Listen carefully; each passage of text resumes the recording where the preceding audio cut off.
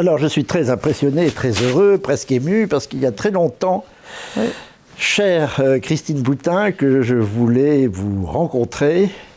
Alors, certes, nous nous sommes plusieurs fois rencontrés, mais jamais aussi bien qu'aujourd'hui pour nos amis de TV Liberté. Vous avez accepté 2 entretiens qui sont pour moi nécessaires, parce que je pense que, on s'en aperçoit d'ailleurs, il y a bien des signes qui le montrent. Votre rôle dans la politique française a été grand, vous avez été ministre et votre nom est connu de tout le monde, je dois dire. Même en venant ici, nous avons croisé beaucoup de gens qui venaient vers vous, qui vous regardaient, enfin vous êtes marquante. Et je pense que vous le serez de plus en plus, parce que je pense que vous avez eu, depuis longtemps, nous allons y revenir, ce que je pourrais appeler des intuitions prophétiques. Et que la réalité telle qu'elle va et qui ne va pas bien permet à ceux qui n'ont pas compris, quand vous les avez prononcées, que les admonestations, les mises en garde que vous avez accumulées depuis 30 ans, 40 ans, 50 ans peut-être depuis, vous allez nous le dire, peut-être la question terriblement importante et douloureuse de l'avortement, se révèle aujourd'hui au grand jour, et nous vous comprenons, enfin nous sommes un grand nombre à vous comprendre de mieux en mieux. Voilà ce que je voulais vous dire. Mais alors, raison de plus pour vous connaître, parce qu'au fond, vous parlez beaucoup de fond, justement, des questions qui vous passionnent, pas simplement les questions de bioéthique, mais la pauvreté aussi, la relation entre la France, l'État, les Français, et leur civilisation, et notamment ce qui est au cœur de la civilisation, un certain langage pour s'adresser à Dieu, une certaine présence, une certaine métaphysique, il faut bien le dire. Je sais que vous faites des études de théologie, donc vous ne réfuterez pas le terme.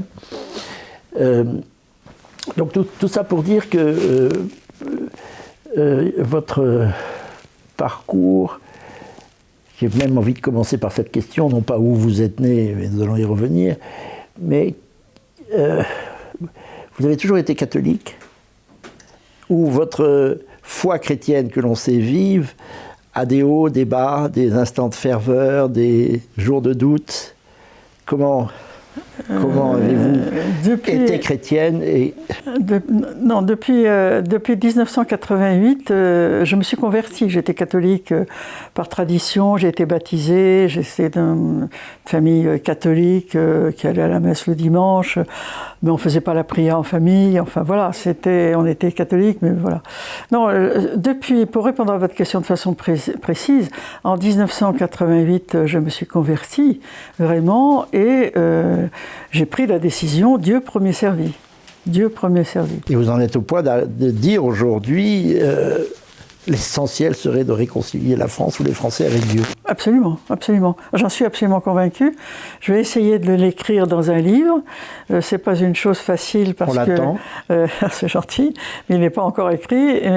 Mais voilà, je crois vraiment à la présence de Dieu, et je pense que la France est une nation qui a une vocation spécifique. Nous y reviendrons sans doute, et que cette vocation spécifique est qu'elle est la fille aînée de l'Église. Et que dans ses missions, à chaque fois que la France a abandonné son lien privilégié de fille aînée, eh bien, elle est allée vers le gouffre. Et nous sommes pas encore complètement, mais nous sommes dans le gouffre. Et donc il serait peut-être temps, avant d'être complètement en bas, de prendre la corde à nœud et de monter, et puis... S'il y a un bas, s'il y a un fond, peut-être qu'il n'y a pas de fond. Oui, peut-être qu'il n'y a pas de fond. On ne sait pas. Mais on dit on va toucher le fond, mais s'il n'y a pas de fond, oui, il n'y a peut-être pas de fond. Il n'y a peut-être pas de fond. Mais moi, je pense qu'il est temps de reprendre la corde à nœud pour renouer avec la transcendance. Et pour moi, la transcendance, comme française et catholique, c'est la religion catholique. Et c'est le Dieu trinitaire, Père, Fils et Saint-Esprit. Et alors, c'est ça votre feu, parce que vous dites souvent que vous n'étiez pas destiné à jouer le rôle que vous avez joué. Ouais. Vous avez été porté par quelque chose qui vous dépassait et que vous avez eu l'intelligence ou le cœur d'accepter. Mais vous êtes né sans vraiment de prédisposition politique. Vous êtes né dans l'Indre, je crois, à la fin de la Seconde Guerre mondiale. 44. 44. Vous m'avez dit on peut dire tout, alors vous voyez, je me sens très à l'aise avec vous. Ah, absolument, il n'y a aucun problème. Dans une famille qui était ni riche ni pauvre, mais pas très aisée à tous les moments de votre vie, votre mère est décédée tandis que vous étiez assez jeune, votre père était militaire. Non, mon père n'était pas militaire, il a fait la guerre. Il a fait la guerre à Saumur, pardon, excusez-moi. Militaire au sens il a été résistant, c'est ce que je voulais dire. C'est ça, oui, c'était un homme magnifique, bien sûr, puisqu'il était mon père. Mais vous savez, on est tous le résultat un peu de son histoire, de ce qui vous a été transmis, et puis des événements de la vie. Moi, je suis une Française, qu'est-ce que vous voulez? Je suis fière d'être française. Ma mère s'appelait Durand et mon père s'appelait Martin. Et je suis née dans le cœur de la France. Qu'est-ce que vous voulez que j'y fasse? C'est pas de ma faute, mais c'est comme ça. Et donc, je suis très attachée à la France. Le Berry, c'est vraiment le cœur du cœur. Ah, c'est le cœur du cœur. Enfin, du côté de mon père. Parce que, si vous voulez, j'avais quand même, du côté de ma mère, une tradition, une transmission bourgeoise, même de la grande bourgeoisie parisienne. Et puis, mon grand-père était tanneur, et au moment de la guerre, il est venu à Levroux, qui est ma ville de cœur, même si je n'y ai plus aucune attache. Dans l'Indre. Dans l'Indre. Levroux, on y fait du très bon fromage. Je vous recommande. On peut partout, je vous dis, pas la peine. Non, mais celui de Levroux est Levroux. Donc c'est un bon fromage de chèvre. Et ma maman avait 17 ans et elle a rencontré mon père. Elle avait 18, elle s'est mariée. Et à 19 ans, je suis arrivée. Du côté de mon père, c'était plus des ruraux. C'était des gens qui avaient des domaines. C'était quand même une famille bien ancrée à Reuilly, donc on fait du vin. Ah, là, il y a le bon vin de Reuilly. La Sibie avec le fromage. Et du côté des Martins, moi j'ai eu la chance d'avoir dans la transmission un siècle où mes arrière-grands-parents ont été maires de la commune de Reuilly. Ah, mais il y a donc une petite oui, il y a quelque chose, c'est pour ça que je vous en parle. J'avais pas noté ça, oui. Parce que voilà. Et quelle étiquette, pardon, je vous... Oh, bah, je sais pas, qu'est-ce qu'il y avait comme étiquette à l'époque? Il n'y avait pas d'étiquette. Il n'y avait pas droite-gauche? Oh, bah, je pense que c'était plutôt des gens de droite, mais oui. J'avoue, je ne me suis jamais posé la question. La famille était chrétienne, très pratiquante, ou des deux côtés ou... Mon grand-père avait deux sœurs qui sont restées vieilles filles à cause de la guerre, parce que les fiancés ont été tués, voilà. Et ils ont connu des revers de fortune. C'était des propriétaires terriens, et ils ont fait, d'après le roman familial, ils ont fait des affaires avec Balzan, à l'époque, et ils se sont fait... de mauvaises affaires. De mauvaises affaires. Et donc mes tantes, qui étaient des vieilles filles, deux vieilles filles qui étaient habillées par elles. Du reste, ma bague de fiançailles est une des boucles d'oreilles d'une de mes tantes, qui était ma marraine. Et donc ils ont connu un peu la déchéance. Et du côté... Vous la conservez précieusement, c'est ma bague de fiançailles. Auriez-vous l'esprit conservateur? Je l'ai, l'esprit conservateur. Nous en reparlerons plus tard. Mais on reparlera, j'aurai d'autres choses à vous montrer. Oui. Et donc, ça, c'est du côté paternel, donc c'est héritage d'élu local. Et puis, mais qui était riche, qui étaient plutôt des riches terriens, mais qui ont connu la déchéance. Et de l'autre côté, ma mère, donc des grands bourgeois parisiens qui sont arrivés à Levroux pour la guerre. Et mon grand-père s'occupait de cuir, et puis il y a eu le plastique. Ah. Donc il a connu la décrépitude aussi, la crise du cuir.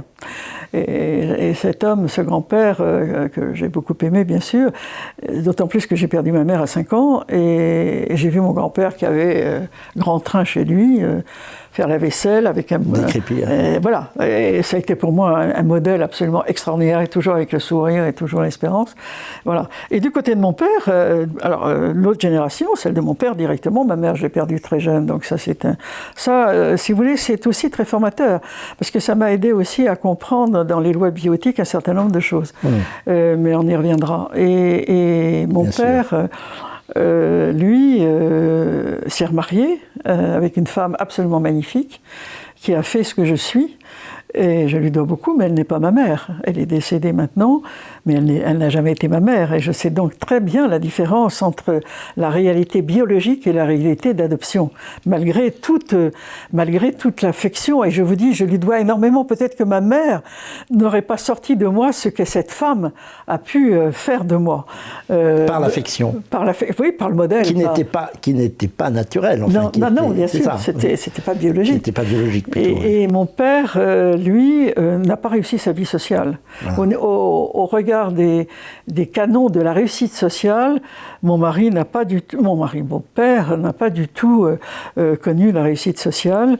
C'était un homme très cultivé, très intelligent, d'engagement, catholique, mais sans plus.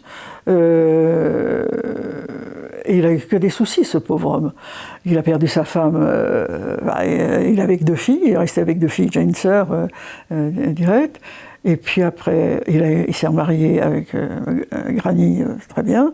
Il a eu une fille, donc il a 3 filles. Alors, dans son malheur, ils sont allés pour quelle idée, j'en sais rien. Alors que c'était plutôt un intellectuel.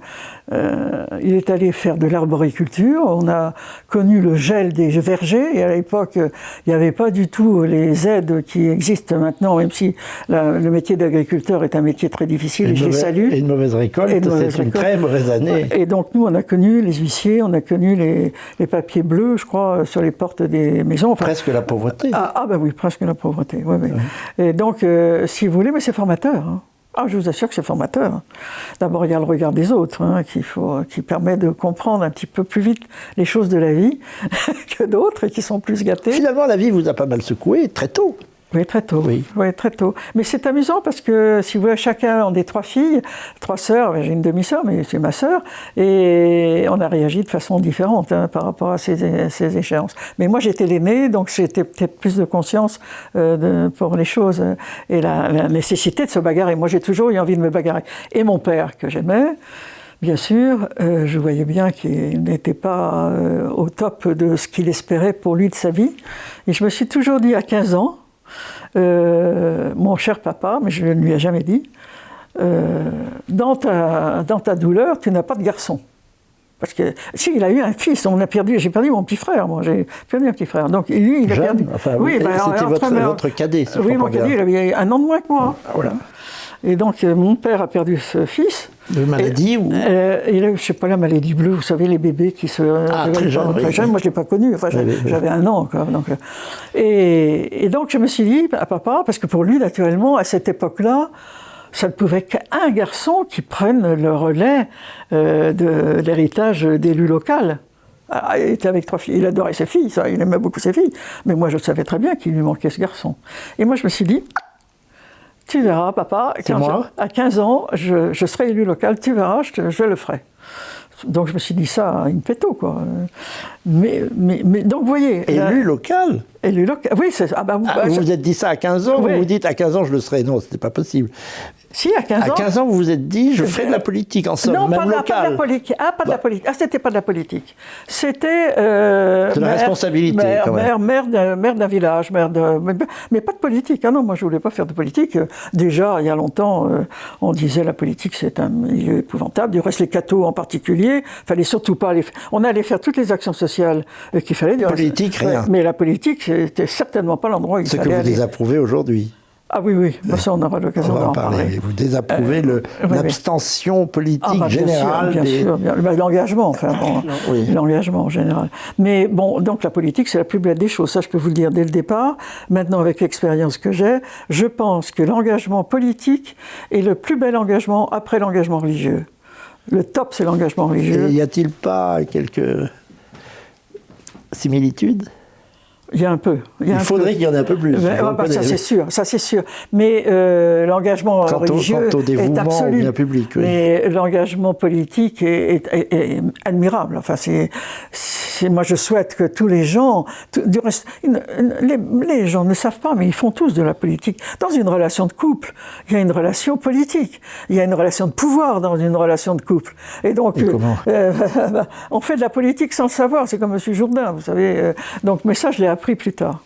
Donc voilà, si vous voulez, ce qui m'a formé, parce que je pense que chacun d'entre nous, nous sommes les héritiers de l'époque où l'on vit, de la famille dans laquelle on vit. Moi, je suis pas né chez Confucius, je suis né en France, dans le Berry, Front-Durand, Martin, et voilà. Et ma vie a fait que je me suis... voilà. Donc quand j'ai fait mes études, je suis allé en droit, parce que je me suis dit, ça me servira si je veux être élu local. Mais tout fait droit pour être élu local. Oui. En me disant que ça me donnera une chance pour, vous savez, avec tous les misères que j'ai connues, les relations sociales, tout ça, moi j'avais pas beaucoup de... mes parents n'avaient pas beaucoup de relations, des dîners parisiens, des choses comme ça. Attendez, on est toujours en Inde, dans l'Inde, là, ou pas? Oui, parce que vous finirez par être élu, mais... Dans les Yvelines. Mais attendez, alors. Quel est le passage? Ça, j'ai lu pas mal de choses sur vous, mais je n'ai pas compris comment on arrivait de l'Inde aux Yvelines. À quel moment? Si vous voulez, mon père, quand il a eu ses désagréments avec son verger, ils sont venus à Paris vivre. Papa était journaliste parlementaire quand même. Hein. Papa était journaliste parlementaire. Encore une prédisposition malgré tout. Oui. Mais bon, alors après, moi j'ai grandi. J'ai grandi dans tout ce temps-là. Pour payer mes études, pour payer ma chambre, j'avais une chambre de bonne. Vous avez dû travailler aussi. J'ai dû travailler. C'est drôle d'ailleurs, c'est rare que vous avez été journaliste pour payer vos études. Après. Ça c'est quand j'étais mariée. Ça, c'est quand j'étais mariée. Vous allez trop vite. Donc, si vous voulez, les désagréments des vergers ont amené mes parents à venir à Paris. À Paris, ils avaient un petit appartement. Moi, j'avais 16-17 ans, 18 ans. J'ai pris une chambre de bonne et puis je donnais des cours à des petites filles mieux loties que moi.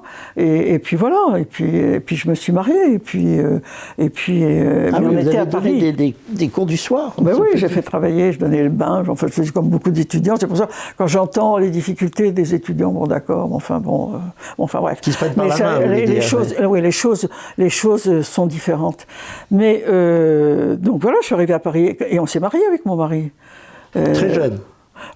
Très jeune, j'avais 24 ans. Disons le mot, il y a quelque chose de remarquable. Vous l'avez connu très jeune. J'ai connu depuis toujours, puisque c'est mon cousin Germain.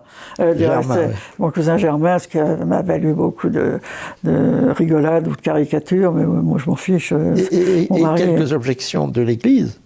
Non, aucune. Non. Alors là, mais aucune. Non, pas du tout. Aucune. À l'époque, il fallait quand même avoir une dispense du pape, de Rome. De la hiérarchie. De Rome. Mais on l'avait systématiquement. Ah bon? Mais écoutez, toutes les familles royales se sont mariées entre cousins. Enfin, franchement, il n'y a aucun... Je ne sais pas, ça fait partie des fantasmes, voilà. Enfin, moi, j'ai jamais eu l'impression de faire l'inceste avec mon mari. Je vous le dis franchement, ça a toujours été mon mari. C'était l'homme que j'aimais, que j'aime toujours. Et voilà, moi, et du reste, je n'aurais pas pu faire la carrière que j'ai faite s'il n'avait pas été là et s'il n'avait pas accepter tout ce que je lui ai fait accepter. Parce que quand même, c'est pas rien. C'est pas rien. Tandis que nous préparions les projecteurs, nous sommes aujourd'hui, le jour de l'enregistrement de cette émission, le 15 février, vous me disiez que hier, avec votre mari, vous avez célébré la Saint-Valentin. Oui, absolument. 60 ans? C'est ce qu'il m'a dit, mais j'ai dit non, pas tout à fait. Alors, mais il y a une raison. Mais oui, il m'a dit, mais bien sûr que si on compte avant le mariage. Je lui dis oui, ça fait même plus que 60 ans. Vous avez fugué à 3 ans avec lui, non? Oui, c'est ça, on a fugué tous les deux, on avait 3 ans. Mais c'est pas une blague. Ah non, c'est pas une blague, c'est une vérité. Nos parents étaient très inquiets, ils étaient sur la plage, nous on était partis, et en plus on était sur la voie de chemin de fer en train de marcher tous les deux, d'après ce qu'on nous a raconté, parce que moi je l'imagine, je le vois, mais je ne m'en souviens plus. C'était pas une garantie de longévité, ça sur la voie de chemin de fer.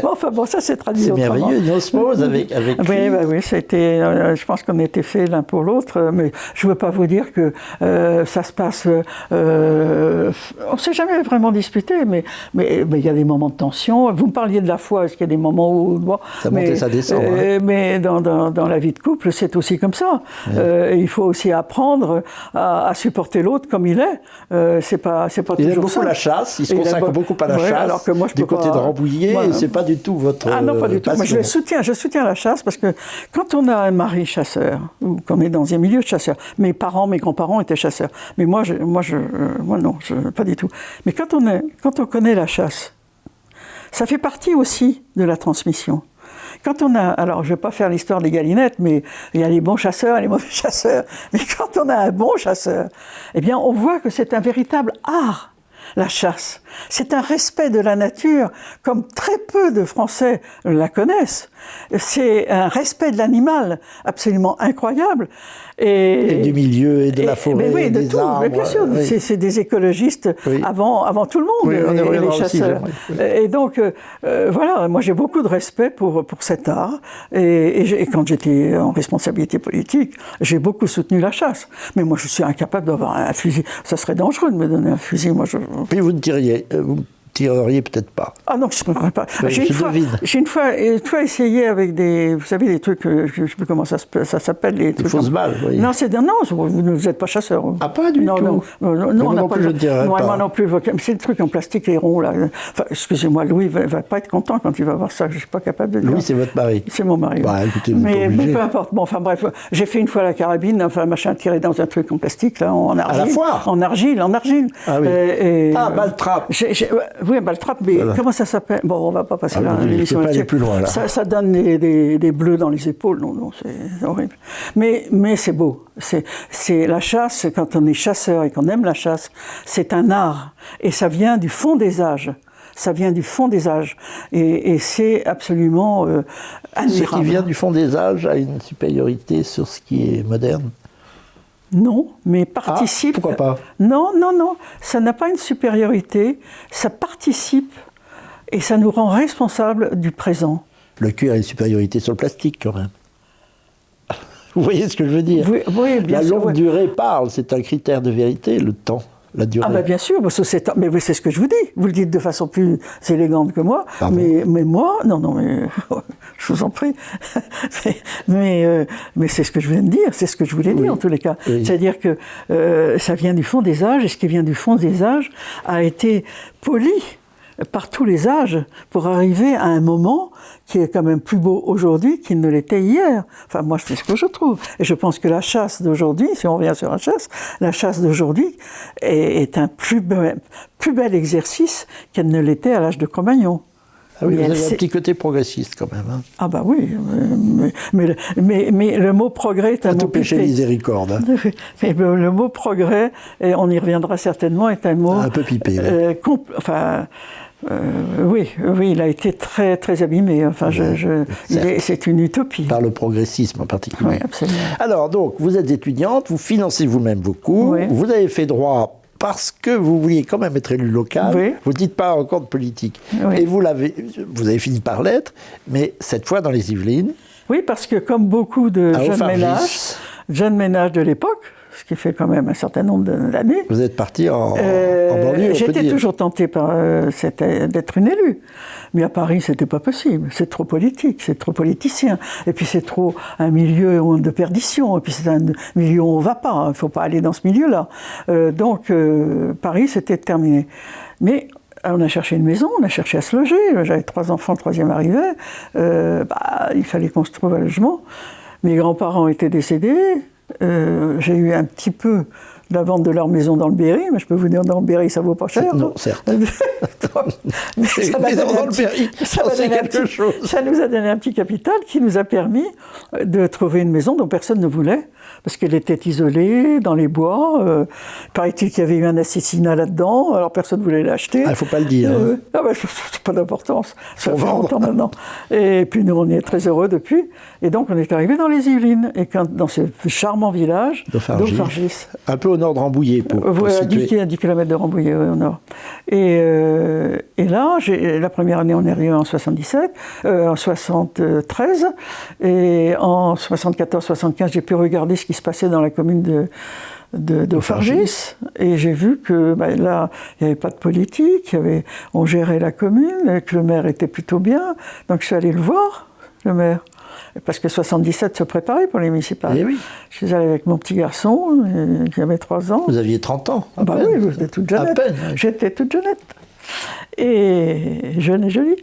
Et donc, ce monsieur, qui en fait, je crois qu'il ne faisait pas de politique, mais il était très politique parce qu'il était au Parti républicain. Ah. Ça tombait bien, ça vous allait. Il était très proche, il connaissait très bien Giscard, etc. Enfin bref, mais moi je ne savais pas. Il ne le disait pas, moi je ne savais pas. Et je lui ai dit, écoutez, si vous avez besoin de candidats pour les municipales, moi je suis prête à partir avec vous. Et c'est comme ça que je suis partie avec lui. Et vous avez été élue au premier coup? J'ai été élue tout de suite. Je suis devenue adjointe. Adjointe très vite? Très vite, tout de suite. Il m'a mis tout de suite adjointe. Et puis il est parti, ce monsieur est parti pour prendre sa retraite pendant le mandat en 80. Et il m'a proposé de prendre sa place. Et j'ai été élue, naturellement, il fallait être élu. Donc je suis devenue maire d'Auffargis en 1977. 1980. 1980. Vous aviez 35 ans. Oui. Donc c'était magnifique.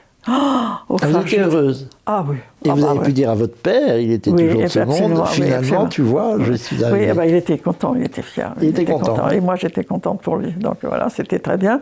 Et en plus, à Auffargis, j'étais adorée. Franchement, j'étais adorée à l'époque. Vous l'êtes toujours. Ah, je sais pas, je sais vous pas. Vous y vivez toujours, d'ailleurs. Mais c'était vraiment magnifique. Vraiment, ça, c'était... Alors là, je ne faisais pas de politique. J'étais inscrite à aucun parti. Je ne faisais partie de rien. Mais vous aviez toujours cette appréhension pour la politique, au sens du parti politique, de la politique professionnelle. Oui, absolument. Et donc, bon voilà, mais 1980 est arrivé. Et alors là, vous avez franchi, alors tout le monde sait, vous avez été ministre, etc., mais ça, c'est pas fait du jour au lendemain. Vous avez été ministre dans le gouvernement de Sarkozy. Mais vous avez franchi tout de même assez vite les étapes de la carrière d'élu, au point de devenir présidente un temps du Conseil général des Yvelines, ce qui n'est pas rien, après Pierre Bédier, je crois, enfin. Et l'avez-vous voulu ou il y a quelque chose qui vous a porté? Comment expliquez-vous cela? Je vais vous dire ça très rapidement. Oui. 80, on a notre temps, vous pouvez nous dire comment vous avez fait. En 80, je suis élu maire d'Auffargis.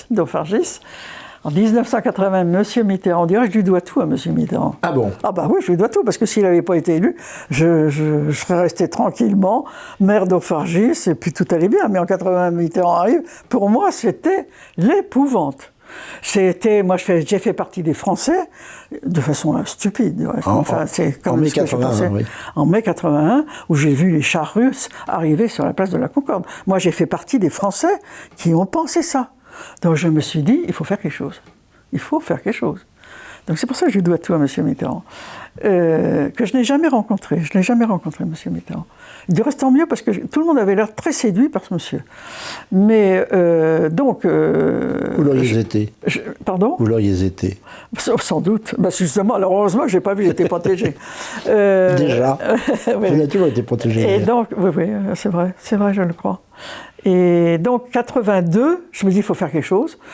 Je vais me présenter, il y a le Conseil général qui est mis en cause. Et alors, le hasard faisait que, dans mon conseil municipal à Auffargis, le conseiller général sortant était devenu député socialiste, c'était mon opposant, par la vague rose de Mitterrand. Et oui, de 81. Personne ne voulait se présenter contre ce monsieur, qui était pas mal, en fait.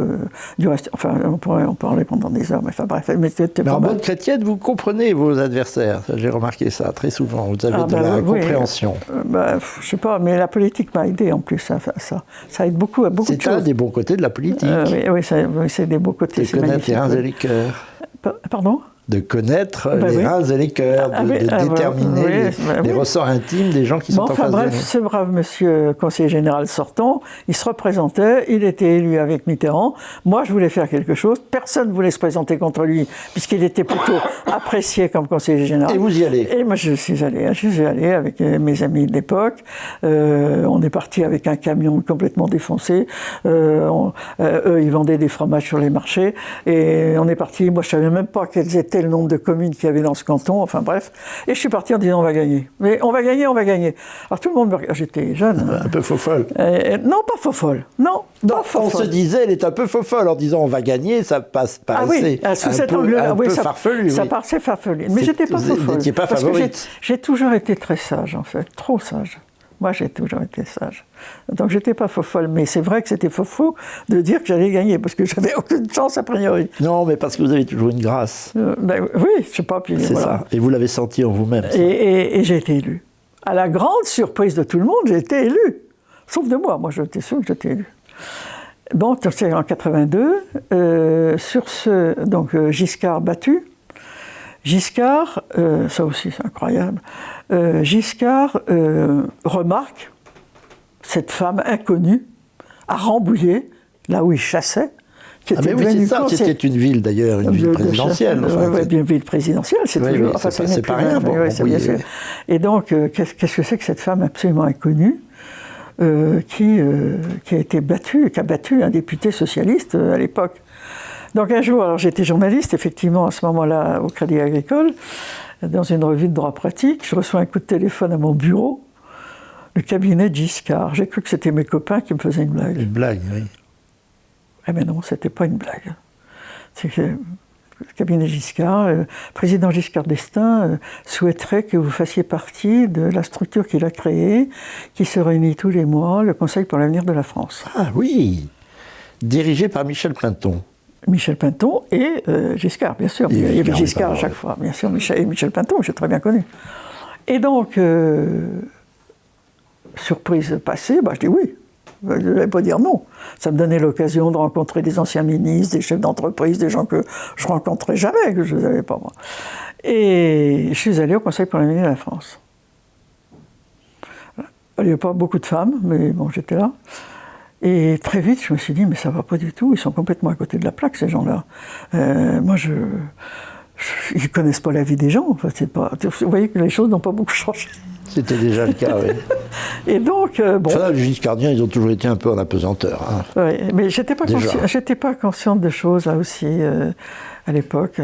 On y reviendra peut-être, mais... Comment non, Giscard, restons-y. Parce que Giscard... C'est important, ça. Giscard, c'était une belle intelligence, mais enfin, c'est lui qui nous a amenés là où on en est. Oui. Il est responsable de... Et ça, moi, j'étais jeune, c'était un beau garçon, intelligent, président de la République sortant. Et ça vous suffisait? Moi, ça me suffisait. Ah bon? Mais oui. Et donc... Michel Pinton, puisque nous en parlons, oui, a témoigné que lors d'une conversation avec lui, dont il a été un très proche collaborateur à l'Élysée, et ensuite à la tête de l'UDF, dont il avait eu l'idée, dont vous avez été membre. Bien sûr. C'est un grand personnage, Michel Pinton. Je précise d'ailleurs qu'il a plusieurs fois collaboré au cahier, au Nouveau Conservateur. Oui. Donc j'ai plaisir à citer son nom. Mais il dit notamment dans le numéro 2, je crois, de notre revue, le Nouveau Conservateur, Giscard lui dit, il faut maintenant que la France cesse de ne penser qu'à la grandeur. Il faut cesser de penser à la France comme de quelque chose d'exceptionnel. Au fond, il faut nous rendre comme les autres. Pensez aux Français. Qu'ils jouissent sans entrave, c'est-à-dire qu'ils bénéficient du progrès, des allocations ceci, des allocations cela, qu'ils se tiennent tranquilles en consommant, au fond. En quoi il a été peut-être, notre ami commun, on y reviendra, Éric Zemmour le dit, le père de toute cette génération que De Gaulle lui dit de génération de l'abandon, quoi. Parce qu'en réalité, on a abandonné tout ce qui nous tenait droit, et notamment une certaine idée de la France. Ça, c'est certain, mais à l'époque, si vous voulez, je n'avais pas la maturité politique pour le comprendre. Et donc, pour moi, Giscard, j'ai soutenu Giscard, etc. Mais c'est maintenant, enfin, si vous voulez, peut-être une quinzaine d'années, où je me suis dit, mais ma pauvre Christine, tu étais complètement fourvoyée, là. Bon, c'est comme ça, c'est la vie, je regrette pas du tout, mais c'est un fait que je reconnais complètement. Il avait une intelligence fascinante, hein, cet homme. Il était vraiment... Mais je vous raconterai la suite avec Giscard. Donc, allez-y, tant qu'on est sur Giscard. On va continuer, je vais continuer. Quelle est la suite ? La suite, eh bien, c'est qu'au Conseil pour l'avenir de la France, je voyais donc ces gens qui me paraissaient complètement à côté de la plaque. Donc, une grosse déception. Et sur ce arrive... plus d'hommes que de femmes, j'imagine. Plus d'hommes que de femmes, bien sûr. C'est pour ça que la place des femmes réservée aux femmes, moi, ça me fait rire. Bon, enfin, bref. Donc, je suis déçu par les gens que je rencontre. Et pointe son nez, M. Raymond Barre, qui devient Premier ministre. Et là, je me dis, peut-être que c'est plus sérieux. Et donc, je prends contact avec Raymond Barre, et là, je suis vraiment... séduite. Séduite, oui. Vous l'avez beaucoup soutenu en 88. Ah bah bien sûr, je l'ai soutenu énormément. Si vous voulez, c'est un homme qui écoutait. Enfin, moi, en tous les cas, il m'a écouté. Alors que les autres, c'était... non, on n'était pas... La personne, oui, c'est ça. La personne n'était pas prise... Et puis, la personne n'était pas prise en considération. Bien sûr, vous avez raison, avant madame. Voilà, exactement ça. Je vois très bien. Donc, Raymond Barre, avec Raymond Barre, donc j'étais devenu député. Oui, ça, je vous avais pas... Non, on a passé là-dessus, mais... Ah oui, j'ai passé là-dessus. Continuons avec Giscard et Barre, c'est intéressant. Mais c'est normal, j'étais pas encore député. Donc, c'est normal, je vous ai pas parlé de ça. Donc, Raymond Barre, je vais le voir. J'ai député dans les années 80. D'excellentes... 86. D'excellentes relations avec Raymond Barre. J'ai beaucoup de respect pour lui, je soutiens. Et avant de soutenir Raymond Barre, je demande un entretien à Valéry Giscard d'Estaing, en tête-à-tête, et pour savoir ce qu'il avait vraiment dans le crâne. Donc il me reçoit chez lui, rue de Bénouville. Il me reçoit dans un parfait salon, belle tasse à thé, tout était parfait. Il s'était cassé la jambe au sport d'hiver. C'était plus chic qu'au nouveau conservateur, j'imagine. Oh non, c'est très bien, le nouveau conservateur. C'est parfait, c'est parfait. Et donc, je pose la question à M. Giscard d'Estaing en lui disant, Monsieur le Président, mais en ayant l'idée que de sa réponse dépendrait mon soutien à lui ou pas. Donc, je lui pose la question, est-ce que vous avez, Monsieur le Président, l'intention de vous représenter la prochaine fois ? Et il me dit, non. Je n'ai pas du tout l'intention de me représenter. Et je voyais... que c'était faux. C'était faux. Oui, parce que c'était faux. Ben, bien sûr, c'était faux. Et vous avez perçu le mensonge. Je suis sortie blessée qu'il n'ait pas eu le courage de me dire ce qu'il avait vraiment dans le cœur. Vous le répétiez. Peu importe.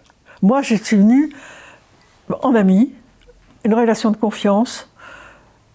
Je suis sortie en disant, bon, c'est terminé. Giscard, c'est fini. Je n'ai pas accepté, c'était une profonde blessure, parce que je m'étais engagée sincèrement auprès de lui.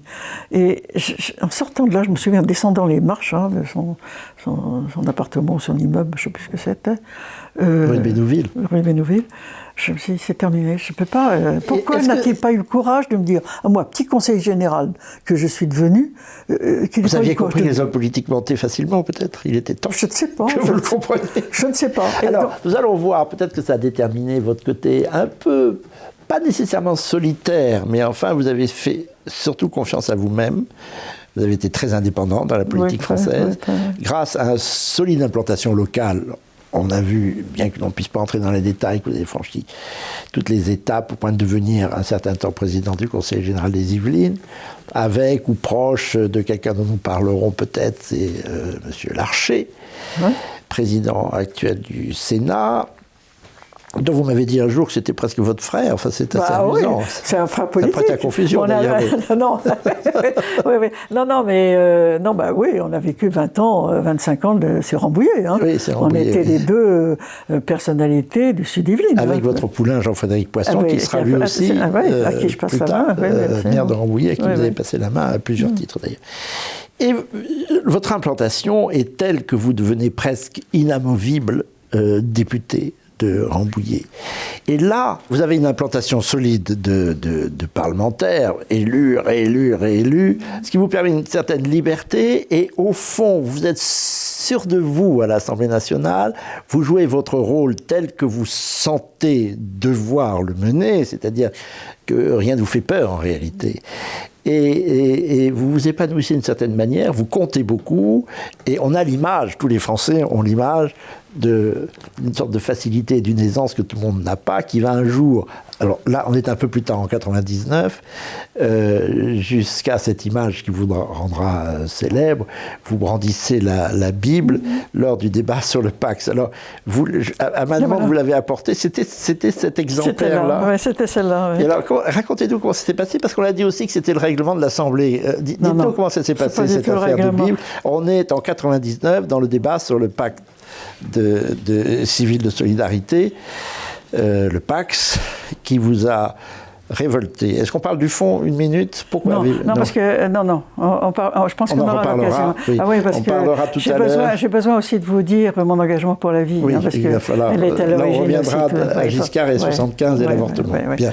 Donc le Pax 99. Alors page 99. Écoutez, donc j'étais D'abord, il faut savoir que l'UDF et le RPR ne pouvaient pas se supporter. Pour le Pax, c'était un enjeu tellement nouveau et étonnant que les deux UDF et RPR se sont réunis ensemble pour trouver leur porte-parole. Et il n'y avait qu'une seule qui était au courant des enjeux du Pax, c'était Christine Boutin. Ils étaient bien enquiquinés, mais ils étaient complètement démunis. Les enjeux, on y reviendra pour le coup, en effet. Donc, voilà. Et donc, je me suis retrouvé le porte-parole pour le Pax. Et Madame Guigou, les débats étaient très houleux. J'avais fait mon discours de 5h27. Et Madame Guigou répondait 2 jours plus tard. Et elle était à court d'arguments. Elle relisait un discours qu'elle nous avait déjà lu la veille, mais les socialistes n'étaient pas dans l'hémicycle, ils n'étaient pas là, et il y avait, je crois que c'était une exception d'irrecevabilité. Oui, c'était un long débat. C'était un long débat, ah oui, ça a été très... Et vous avez les records, d'ailleurs, vous avez tenu les records, je pense, dans toutes les annales de la vie parlementaire. Oui, je crois, oui. De la durée d'un discours, 5h20, 5h25. Oui, c'est ça. Seul à la tribune. Oui. Mais oui, il y a eu des interruptions, parce qu'il y a eu des clashs, machin, enfin. Mais parole vraiment 5h27. Bon, mais revenons. Donc, Madame Guigou, qui répondait, n'avait plus d'idées. Et donc, elle nous relit son discours de la veille. Alors, je la regarde, j'avais le Figaro dans la poche, je lui dis, écoutez, vous pourriez peut-être nous lire la presse, ça sera plus nouveau. Ça sera plus nouveau. Bon, elle reste imperturbable, restant imperturbable, moi, je regarde dans mon sac, et puis... Je dis à Madame Guigou, écoutez, vous pourriez peut-être lire dans ce livre, il y a de beaux extraits, il y a de beaux passages dans ce livre. Et puis je repose ma Bible. En pensant du reste à Monsieur Hage, Georges Hage, qui est député communiste, qui lui aussi, quand il n'a plus d'inspiration, lisait en particulier le Cantique des Cantiques. Donc je me suis dit, je vais sortir ma Bible. Les communistes nous étonneront toujours. et puis je vais dans la salle des 4 colonnes, je vois les journalistes, ils me demandent ce que j'ai brandi, là, ce que j'ai brandi. Oui, brandi. J'ai brandi la Bible. J'ai dit, c'est la Bible. Alors là, ça a été le feu. Le feu partout, dans les médias, dans l'Assemblée, chez les Français, ceux qui me disaient que j'étais très courageuse, ceux qui me disaient que c'était une provocation, que c'était inadmissible. Une atteinte à la laïcité. Une atteinte à la laïcité. Enfin, ça a été tout, ça a été absolument incroyable. Mais si vous saviez, oh là là, j'ai même eu un bouquet de fleurs. Oui, je sais. Et c'est Jean-Frédéric qui a mission à révéler la vérité sur le bouquet de fleurs quand je serai morte. Ah oui. C'est lui qui m'a mais je croyais savoir qui vous a envoyé un bouquet de fleurs. Ah, mais tout le monde croit, mais personne ne sait. Qui c'est qui, selon vous? L'année 99, ce qui me fait un peu hésiter, c'est pas un ancien président de l'Assemblée? C'est ce qu'on a cru, Fabius. Oui. Oui. Non, c'est pas Fabius. Déjà, je vous donne un indice, c'est pas Fabius. Mais ça a été un truc absolument... Pour TV Liberté, vous pourriez nous le dire. Non, j'ai dit, je préfère que ce soit Jean-Frédéric Poisson qui raconte cette anecdote, enfin ce passage, parce qu'il est vraiment truculent, très intéressant du reste sur le plan politique, mais il a une mémoire d'éléphant que moi je n'ai pas, et donc lui donnera tous les détails, mais je peux vous dire que... Alors, vous avez un seul détail, qui vous a envoyé un bouquet de fleurs? Je ne vous le dirai pas, c'est Jean-Frédéric qui vous le dira. Un homme ou une femme? Il vous le dira. Ah. Il vous le dira. Donc voilà. Et voilà, donc l'histoire de la Bible. Et alors, tous les Français s'imaginent m'avoir vu avec la Bible à la main.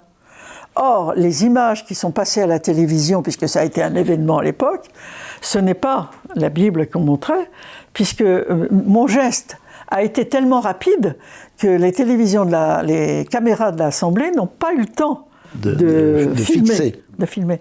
Donc les journalistes, pour se donner une image, ont pris un autre moment où effectivement j'étais avec le règlement de l'Assemblée qui est presque de cette forme-là, pas tout à fait, moins épais, mais et pour demander la parole, il fallait présenter le règlement de l'Assemblée. Monsieur le Président, pouvez-vous me donner la parole au titre de l'article je ne sais quoi? Et donc, ils ont pris cette image du règlement mais ce n'était pas la Bible. Tous les Français sont convaincus d'avoir vu la Bible, mais ce n'était pas la Bible, c'était le règlement de l'Assemblée nationale. Parce qu'on l'a refait, enfin en sorte, c'est une supercherie. Voilà, c'est une supercherie. Mais parce qu'il fallait montrer, c'était tellement énorme qu'on puisse présenter la Bible à l'Assemblée que pour les gens, pour tout le monde, que ce soit la droite, la gauche, le milieu, le centre, le bas, le haut, enfin bref, c'était incroyable cette histoire. Il n'y a que vous pour faire ça, parce que vous êtes celle par qui la question verticale de la foi revient dans le débat politique. Ouais. Et pour je ne vous ai pas parlé de ma conversion. Et c'est encore plus important aujourd'hui qu'avant, d'une certaine façon. C'est toujours important. Et ça, c'est le fruit de la conversion sur laquelle nous sommes passés, 88. Dites-nous un mot, ou même plus. 88, que s'est-il passé en 88 ? D'abord, si vous voulez, vous avez fait remarquer tout à l'heure que j'avais une progression très rapide, conseiller général, député, etc., maire, député. Et je me suis posé la question, je me suis dit, écoute Christine, tu es une fille formidable, mais il y a quelque chose qui ne va pas. C'est pas possible. Il y a des gens qui, toute leur vie, attendent de devenir député. Et vous ? Toi, en 4 ans, 5 ans, t'as tout. C'est pas possible, il faut que tu t'arrêtes. Donc, je suis allée dans une retraite pour réfléchir. D'abord dans les Yvelines, la première fois où j'ai rien compris ce qu'on me racontait, parler de Grillon de Montfort et tout ça, qui c'était ce gars-là. Il n'était pas connu encore. Ouais, je connaissais pas, je savais pas, et on nous a parlé, c'était dans le silence. Enfin, j'ai rien compris à ce qu'on nous a raconté. Mais j'ai eu besoin d'aller ailleurs, de refaire une autre retraite, et donc en 88, et à Tressin, au foyer de charité de Tressin. Et là, j'ai été convertie. Je sais très bien, le moment où j'ai dit oui à Jésus, c'est pour moi lumineux. Vous le savez, mais on ne le sait pas, dites-nous. Ça tient du pilier de Notre-Dame pour Claudel. Non, c'était pendant une conférence. Pendant une conférence, le prédicateur parlait, et moi, j'étais en soliloque, et je disais, bon, écoute Christine, ça va, qu'est-ce que tu fais ? Tu dis oui ou tu dis non ? Il faut savoir. Voilà. Et j'ai dit oui. Et je me souviens très bien, j'ai dit oui. Oui Dieu, je me mets à ton service. Je me sers, je veux te servir, et c'est oui, ça sera toi premier servi. Et je me souviens très bien, c'était pendant l'hiver, c'était un éclairage d'hiver, c'était une espèce d'amphi, et il y avait une fenêtre à droite, et il y avait une lumière d'un soleil lumineux qui éclairait dans cette journée d'hiver, et j'avais ce oui. Oui, je t'ai dit oui Seigneur, oui. Et ça, c'est une communication pure et parfaite. Ah, c'était extraordinaire. Et je m'en souviens, c'était le matin, il devait être 10h, 10h30 le matin. Et depuis, eh bien, je n'ai pas eu de haut ni de bas. C'est toujours, oui Seigneur. Il y a quand même un moment dans l'âge adulte où il faut se redire et dire à Dieu oui. Oui, ben oui. Ah ben oui, ça ne peut pas être automatique, ça ne peut pas aller de soi non plus. Non, je crois qu'il y a un moment, en tous les cas pour moi, ça a été un moment où j'ai dit oui. Christine Boutin, vous écrivez dans à peu près chacun des numéros du Nouveau Conservateur, merci beaucoup. Ce n'est pas votre mère qui vous a élevé, elle est décédée, vous aviez 5 ans. C'est la seconde femme de votre père. Et vous saviez très bien que ce n'était pas votre mère. Elle vous a beaucoup apporté, vous lui avez rendu un grand hommage. Je crois qu'elle a disparu à son tour il y a quelques années, il y a peu de temps. Mais vous nous avez dit, c'était pas ma mère tout de même, et ça a compté dans la conception des choses qui vous a guidé ensuite. Bien sûr, puisque je me suis quand même très orientée sur toute la problématique familiale de la famille, et que donc l'actualité de l'époque où j'étais en charge politique traitait des problèmes de la famille. Vous savez que le mot famille, quand je suis arrivée en 1986 à l'Assemblée, non, on ne pouvait pas le prononcer. Je sais, oui. On ne pouvait plus le prononcer dans l'hémicycle, mais c'était ahurissant pour moi, stupéfiant. Comme la Bible. Pardon ? Comme la Bible, on ne pouvait pas l'invoquer. Ah non, absolument, non, ça non, bien sûr. Donc voilà, oui, effectivement, cette expérience de vie. Mais si vous voulez, ma mère biologique, pour moi, c'est un trou, c'est une souffrance que j'emporterai dans la tombe. Ça, ne pas connaître sa mère, il y a un avantage à ne pas la connaître. C'est-à-dire qu'on peut l'imaginer. Et naturellement, elle est parfaite. Et d'après ce que j'ai pu entendre des uns et des autres, les mères ne sont pas toujours parfaites. La mienne est absolument sublime. Mais il y a aussi quelques inconvénients. Ah, il y a une grande souffrance. Il y a une grande souffrance. Une énorme souffrance, oui. Question d'actualité, bien entendu, à propos de la PMA. Bien sûr, bien sûr. Nous allons y venir en commençant par la genèse, la question de l'avortement. Avant cela, je reviens sur la question que je vous posais à l'instant, parce que ça compte beaucoup. Est-ce que vous aimez les questions psychologiques? Est-ce que vous aimez les romans psychologiques? Est-ce que vous accordez foi, si c'est une foi, ou en tous les cas crédit à la psychanalyse? Je pense qu'elle a son rôle, mais c'est un domaine que je ne connais pas. Et je pense qu'elle elle est nécessaire. Mais je la vois d'un peu loin, elle me fait peur un peu. La psychanalyse, elle me fait peur. Je vous invite à creuser un peu. Oui, mais sans doute, mais parce que j'ai l'âge maintenant. Ah, mais évidemment. Oh, je ne sais pas. Vous savez, moi je suis très... C'est évidemment. Non, on en apprend tous les jours. Oui, non, mais je sais, mais moi je suis plus... Jusqu'à son dernier sou, vous êtes étudiante en ce moment. Bon, absolument, alors, absolument. Mais moi, regardez un peu Freud, Lacan, tout ça. Oui, ça devrait vous intéresser, non, mais ça, je les connais un peu, oui. mais ils ont fait aussi du mal, hein, je veux dire. Ah bon? Oui, je pense, mais justement, je ne connais pas suffisamment pour pouvoir être un bon débatteur sur ce sujet. Je les émule, peut-être. Mais c'était de grands conservateurs. Hein. Oui, sans doute. D'une certaine façon. Sans doute, mais je ne sais pas. Mais par contre, oui, non, mais arrêtons. Nous avons vu que vous avez fait des études de droit avec l'idée d'être un jour élu local. Vous faites des études de droit, vous avez travaillé comme journaliste, vous le disiez au Crédit Agricole, une revue du Crédit Agricole, aussi une revue du CNRS. Oui, j'étais au rapport d'activité, le rapport d'activité du CNRS quand je payais mes études.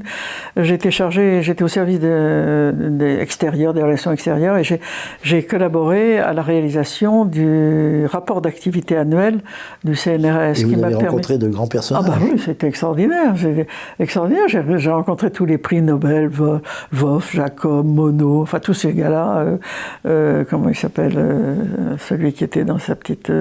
qui voyait les fonds marins, bref, peu importe. Mais ça a été extraordinaire. Moi, je ne me rendais pas compte. J'étais étudiante, j'étais avec ces gens, ces personnes. Vous vous rendez compte, on n'en a plus de prix Nobel en France. Un petit peu. Oui, un petit peu, mais pas en beaucoup. Littérature. Oui, en littérature, mais pas sur le plan scientifique. C'est un des drames de la France. Ouais. Elle n'a plus du tout misé sur la science. Mais bien sûr. Aussi donc, moderne que se voulussent les chefs d'État. Exactement. Alors que De Gaulle, plus archaïque, était obsédé par la recherche scientifique, l'innovation. Mais il avait raison. Bien, un défaut de plus de notre classe politique, nous allons y venir. Vous vous mariez jeune, vous vous installez à Hauts-Fargis, près de Rambouillet. Très vite, vous devenez élu local, maire adjoint, maire d'Hauts-Fargis, conseiller général, président du conseil général, député en 86 des Yvelines. Nous avons parlé de ce moment qui vous a fait connaître où vous brandissez bel et bien la Bible, que vous avez toujours... Vous l'avez toujours sur vous, d'ailleurs? Non, parce que maintenant, je l'ai dans mon iPhone. Ah, vous avez la Bible dans votre iPhone? Ah bah bien sûr, ouais, donc c'est moins lourd.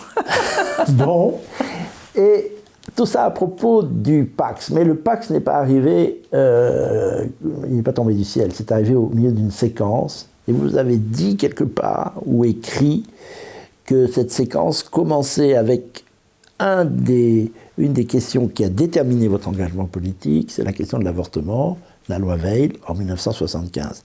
Très tôt, peut-être parce que vous êtes chrétienne, et très certainement en raison de votre foi, non, pas nécessairement. Non, pas nécessairement. Vous êtes choqué par la question de l'avortement devenu légal, et surtout, le principe est là de toute façon, mais de plus en plus simplifié, remboursé, les conditions allégées dans des conditions telles que Madame Veil, Simone Veil n'aurait même pas envisagé elle-même.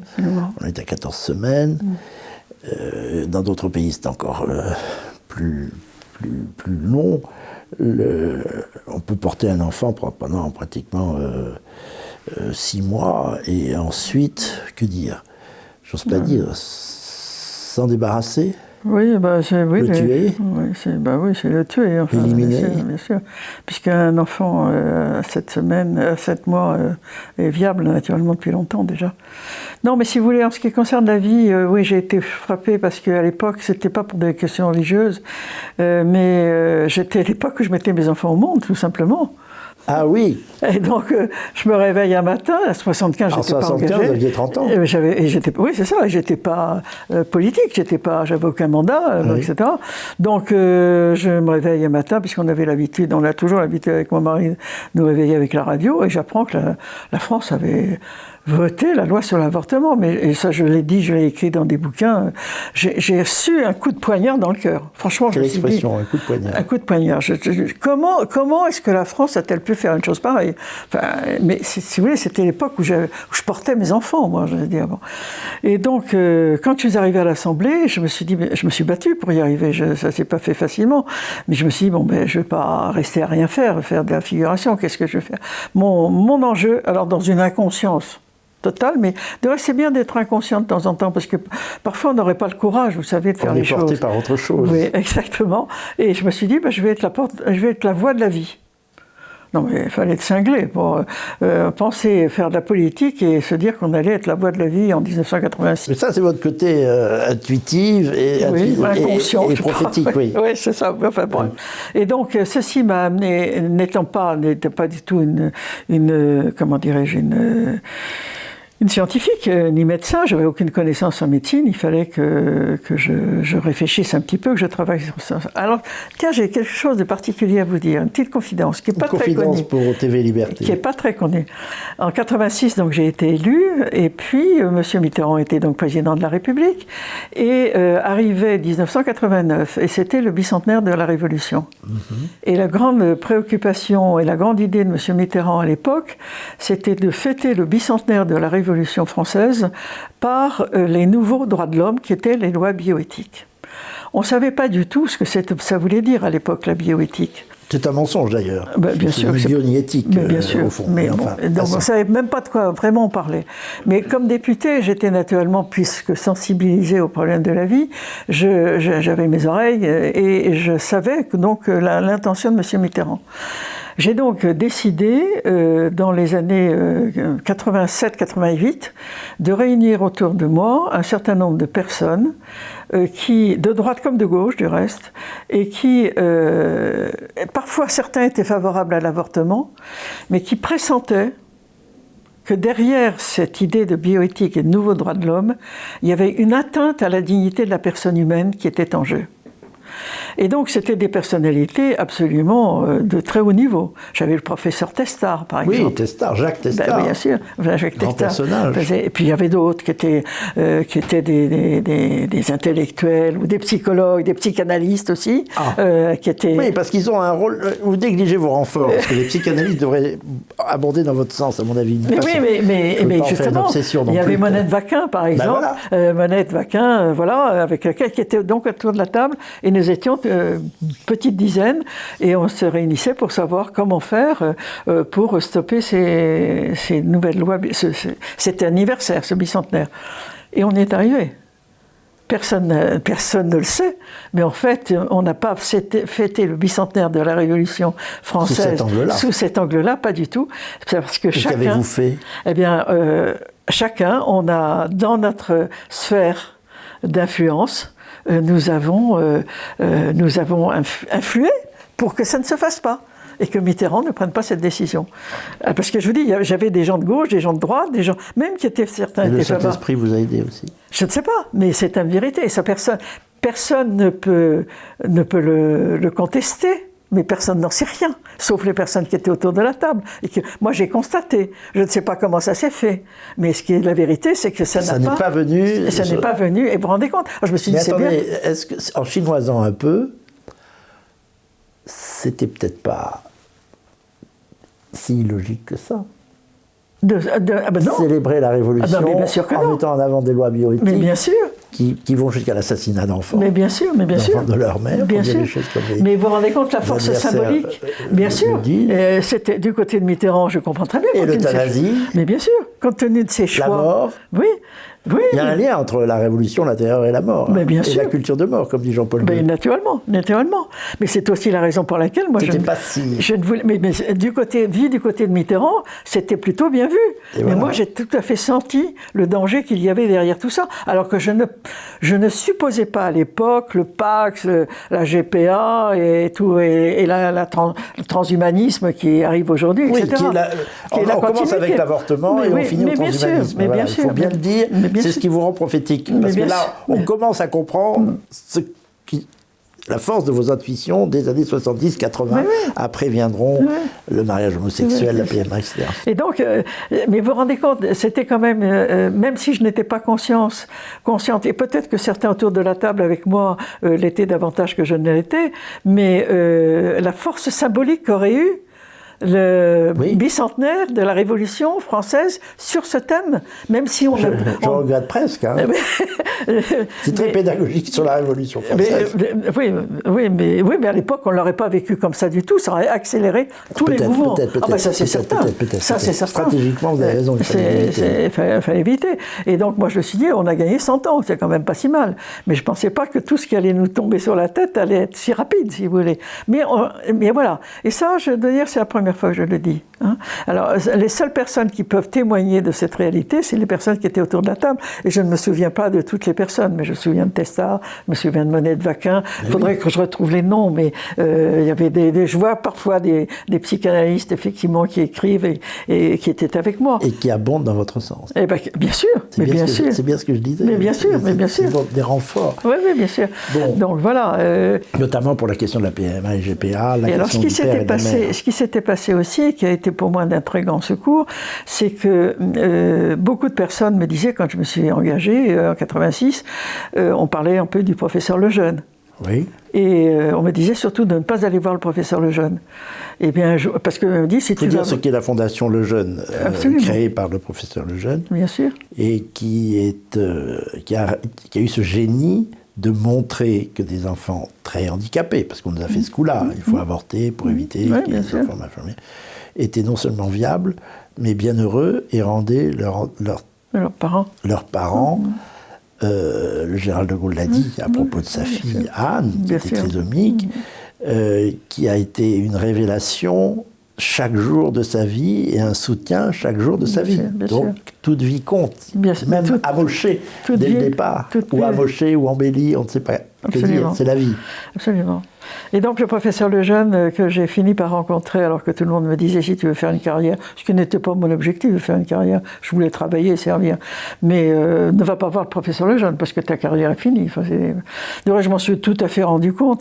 Comme jeune parlementaire, Jacques Barrot, me voyant arriver, m'avait invité à déjeuner, il ne me connaissait pas, il ne savait pas qui j'étais naturellement, personne ne savait qui j'étais, et je lui ai dit que j'étais contre l'avortement. J'ai compris là que c'était terminé, quoi. Ma progression serait finie. Jacques Barrot Oui, Jacques Barrot. Parce qu'il y a un personnage pareil. Oui, non, mais Jacques Barrot, voilà. J'ai très bien compris que c'était vraiment pas le sujet qu'il fallait faire. Prétendument chrétien. Bon, enfin bref. Et donc, tout ceci pour vous dire que le fait que j'ai travaillé avec le professeur Lejeune m'a permis d'aller à Rome de nombreuses fois, et j'ai été nommé consulteur du Conseil pontifical pour la famille. Dans les années 90. Oui, sous Jean-Paul II. Jean-Paul II, oui. J'ai été renouvelé par Benoît XVI et renouvelé par le pape François. Jusqu'à maintenant, parce que ça a été supprimé, le Conseil pontifical pour la famille. Tout ceci pour vous dire que ça a été mon plus beau titre dans ma vie. Ce sont mes plus beaux titres. Consulteur, je crois. Consulteur du Conseil pontifical pour la famille. C'est-à-dire les conseils pontificaux, c'est l'équivalent des ministères, et le consulteur, c'est un aide au ministre, quoi. Oui. Voilà. Mais le cabinet. C'est le cabinet, oui. Et donc, si vous voulez, ceci m'a permis de comprendre avant tout le monde les problèmes qui allaient se poser par rapport au mariage, par rapport aux enjeux de bioéthique, etc. Vous les aviez aperçus dès le début. Oui. Parce qu'on jouait avec la vie. Absolument. Et quand l'homme devenait maître de la vie, en réalité. Absolument. Même légitimement fondé, alors là on enlève le tueur-à-point, fondé à jouer avec la vie au point de la supprimer quand il le voulait, ensuite de la fabriquer comme il voulait, de la refabriquer comme il voulait, Et on est parti dans le cycle dont nous assistons aujourd'hui au déroulement. C'est une vieille histoire, c'est l'homme qui veut jouer à Dieu. Dans la mythologie, c'est toujours un drame. Oui, et c'est toujours un drame, et c'est encore un drame. La Genèse et le... Bien sûr. Et aujourd'hui, on est vraiment dans cette situation. De Babel, et ce que je trouve extraordinaire, si vous voulez, par rapport à ma foi, ce qui m'émerveille tous les jours, c'est de voir quand même l'intelligence de l'homme progresse. Et le Dieu auquel je crois est un Dieu qui laisse cette intelligence se développer et laisse la capacité à l'homme, la liberté de découvrir et de dire oui ou de dire non. Et de fabriquer le nouvel homme. Aujourd'hui, on est dans la capacité matérielle de pouvoir faire un nouvel homme. C'est le transhumanisme. C'est le transhumanisme. Qui n'est pas l'humanisme, qui est une recréation de l'homme. Et ça, je trouve ça incroyable qu'un Dieu tout-puissant laisse l'homme tellement libre, lui donne la capacité de l'intelligence qui puisse aller jusque-là. Et au moment de dire oui ou non. Jusqu'au moment, en tous les cas, où il faut dire on y va. Voilà. Et l'homme de création, de créature, se fait créateur, oui. Ou non, on ne franchira pas cette barrière. Et vous dites non. Je dis, bien sûr, je dis non. Mais aujourd'hui, l'intelligence de l'homme dit oui. Oui. Et c'est ça le vrai problème. C'est le problème. C'est là où on est, si vous voulez. En tant que chrétien, nous disons non, nous n'égalons pas le Créateur. Et si j'insiste là-dessus, c'est parce que je voudrais que ceux qui nous font l'amitié de regarder cette émission, c'est qu'on arrête de dire que la religion catholique est privative de liberté. La religion catholique est celle de la plus grande des libertés. C'est la liberté absolue. Vous pouvez à chaque instant dire oui, à chaque instant dire non. Et voilà. Et ça, alors que c'est pas du tout comme cela qu'on présente les choses. Les caricatures sont innombrables. Hein. Mais oui. On est mal vu, ma chère Christine, je vous signale. Oui, mais ça n'a pas d'importance. Si on est bien vu là-haut, c'est le plus important. Voilà. Le reste, c'est pas grave. Mais vraiment, c'est ça. C'est non pas de vivre la religion comme une contrainte, mais c'est une religion de l'amour et de la liberté. Vous avez failli dire la libération. Mais c'est extraordinaire. Moi, je trouve que je suis, comme tout catholique, dépositaire d'un joyau et d'un trésor qui est inestimable, mais qui est magnifique, libre. Moi, j'aime être libre. Moi, j'aime la liberté. Vous avez parlé de mon indépendance. C'est vrai qu'elle est assez grande, mais parce que je suis une femme libre. Vous vous rendez compte qu'à Dieu, premier servi. Absolument, Dieu premier servi. Mais je peux très bien lui dire non. C'est ma liberté aussi. Je ne le dis pas. Mais elle est toujours ouverte. L'homme dit souvent non à Dieu. Mon oui n'est pas un esclavage. Mon oui est un oui que je veux. Mais si je veux changer, je peux changer. Dieu ne me contraint pas à dire ce que je n'ai pas envie de dire. Donc, cette liberté-là, mais où est-ce qu'on la voit ? Moi, je la vis, ma liberté, vraiment, dans la transcendance. Oui. Et en plus, le Dieu auquel je crois est un Dieu d'amour. Alors, l'être humain est un être qui est en recherche d'amour permanente. Jean-Paul II a beaucoup insisté sur ça. Bien sûr. Dieu vous rendra libre. Bien sûr. Du reste, vous avez beaucoup aimé ce pape. Mais c'est lui qui m'a converti, en réalité. En 88. En 81.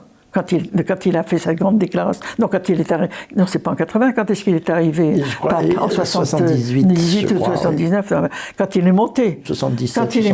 Quand il est sorti de sa fenêtre de Rome et qu'il a dit « N'ayez pas peur ». Non, n'avez paura. Mais c'est la plus belle parole du Christ. Mais c'était extraordinaire, oui, bien sûr. Mais quelquefois, on me demande pourquoi je suis chrétien. Je dis, mais parce que je n'ai pas peur. Je réponds toujours ça. Parce que qu'est-ce que nous dit le Christ ? N'aie pas peur. Mais oui, mais moi, j'ai entendu, parce que moi, j'avais pris un peu de distance, avec tout ça, j'avais un peu de distance. La vie avançait. Voilà, je me disais, mais ces vieux barbons, tout habillés en noir. Vous étiez élu, vous aviez 3 enfants, vous avez toujours beaucoup de choses à faire. Puis ces vieux barbons, qu'est-ce qu'ils connaissent de la vie ? Rien du tout. Moi, je connais. Les vieux barbons, c'était les ecclésiastiques. Voilà. Bon, donc voilà, si vous voulez. Donc, le n'ayez pas peur, ça m'a interpellé. Ben oui, pourquoi est-ce qu'il me dit ça ? C'est vrai que j'ai peur. Ben oui, c'est vrai que j'ai peur. Ben oui, on a peur. J'ai toujours peur. Pourquoi? Alors ça a cheminé. Bon, enfin, ça a cheminé. Et puis j'ai eu donc ma toute conversion. La vie, c'est la lutte contre la peur. Mais oui. Y compris à faire mourir. Mais c'est pour ça que quand vous avez un Dieu auquel vous croyez qui vous laisse libre, et qu'en plus il est amour, mais il n'y a aucun risque. Il n'y a aucun risque. On peut se faire décapiter, oui. Qu'est-ce que ça veut dire? Vous savez, quand on arrive à mon âge, mais tout reste, grâce à la mort de ma mère, très jeune, j'ai toujours vécu avec la mort à mes côtés. Non pas pour me faire peur, mais je sais que ma mère, le souvenir que j'ai de ma mère, elle prenait le train, c'était mois d'août. Je l'ai vue, ma grand-mère, on disait au revoir, le train partait, puis j'ai plus jamais revu ma mère. Donc, moi, c'est passé comme ça. Oui, c'est comme ça. Donc, si vous voulez, moi, toute ma vie, mes enfants, le matin, le mari, quand je quittais mon mari, tous les jours, je me dis, regardez bien, c'est peut-être la dernière fois. J'ai toujours vécu comme ça. Et quand j'arrive à mon âge, pour moi, la mort, et c'est pour ça que toutes ces histoires de Covid et tout ça, ça m'a exaspéré. Oui, disons un mot, vous avez été parfaite là-dessus. Dès le début, nous-mêmes, nous avions titré Covid et totalitarisme pour notre premier numéro, il est quelque part par là. Ah non, mais c'est pas possible. Vous avez été une... Mais parce que nous sommes chrétiens, justement. Sans doute, on comprend l'imposture. Vous faire peur. Bien sûr, et tout le monde est tombé dans le panneau, et pour des raisons évidentes. Mais donc voilà, il ne faut pas avoir peur de la mort. La mort, on sait très bien qu'elle existe. Elle est notre finitude si on ne croit qu'à la terre. Mais pour nous, elle est une libération. Alors donc, c'est aucun problème. Mais je comprends que tout le monde ne le vive pas comme ça. Mais ce que je voudrais, c'est qu'on arrive à comprendre que d'être catholique, c'est être libre. Mais libre, vraiment libre. Moi, je suis une femme libre. Et j'en reviens au premier nom que nous nous sommes donné, les opposants à l'avortement. Je dis moi aussi d'ailleurs, parce que j'ai quelques années de moins que vous, mais coup de poignard, je ne dirais pas ça comme ça, mais j'ai réfléchi, j'étais quand même pas très mûr encore, j'ai été scandalisé par la loi Veil. Ah ouais. Et j'avais pas 20 ans. Et j'étais stupéfait qu'une société riche comme ça, justement libre, interdise aux gens de vivre. Oui, Des pauvres airs qui ne pouvaient même pas se syndiquer, qui ne pouvaient même pas dire laissez-les vivre. Et notre premier nom, opposé à l'avortement, j'ai toujours été depuis la première seconde. Laissez-les vivre, c'est un peu ce que vous dites sur la foi. Laissons vivre la vie. Bien sûr. Et le professeur Lejeune a montré que quel que soit l'état dans lequel nous sommes, nous rayonnons et nous apportons. Mais bien sûr. Comment expliquer qu'une société, toutes les sociétés occidentales ou presque, est plongée dans cette culture de mort, comme dira Jean-Paul II, en tout cas sur l'idée qu'on pouvait assassiner des enfants. Comment expliquer? Moi la réponse que je peux vous donner, c'est le goût qui est dans tout être humain de la toute-puissance. C'est la toute-puissance, c'est la domination. Je peux tout. Ben oui, je peux tout. C'est l'idée, je suis maître de mon corps. Enfin, oui, bien sûr, ça m'a dit, c'est bien sûr. C'est un peu élémentaire et bébête d'ailleurs. Oui, mais c'est une des manifestations. Laissez-moi mon corps. Oui, mon corps. Laissez aussi le corps de vos enfants. Oui.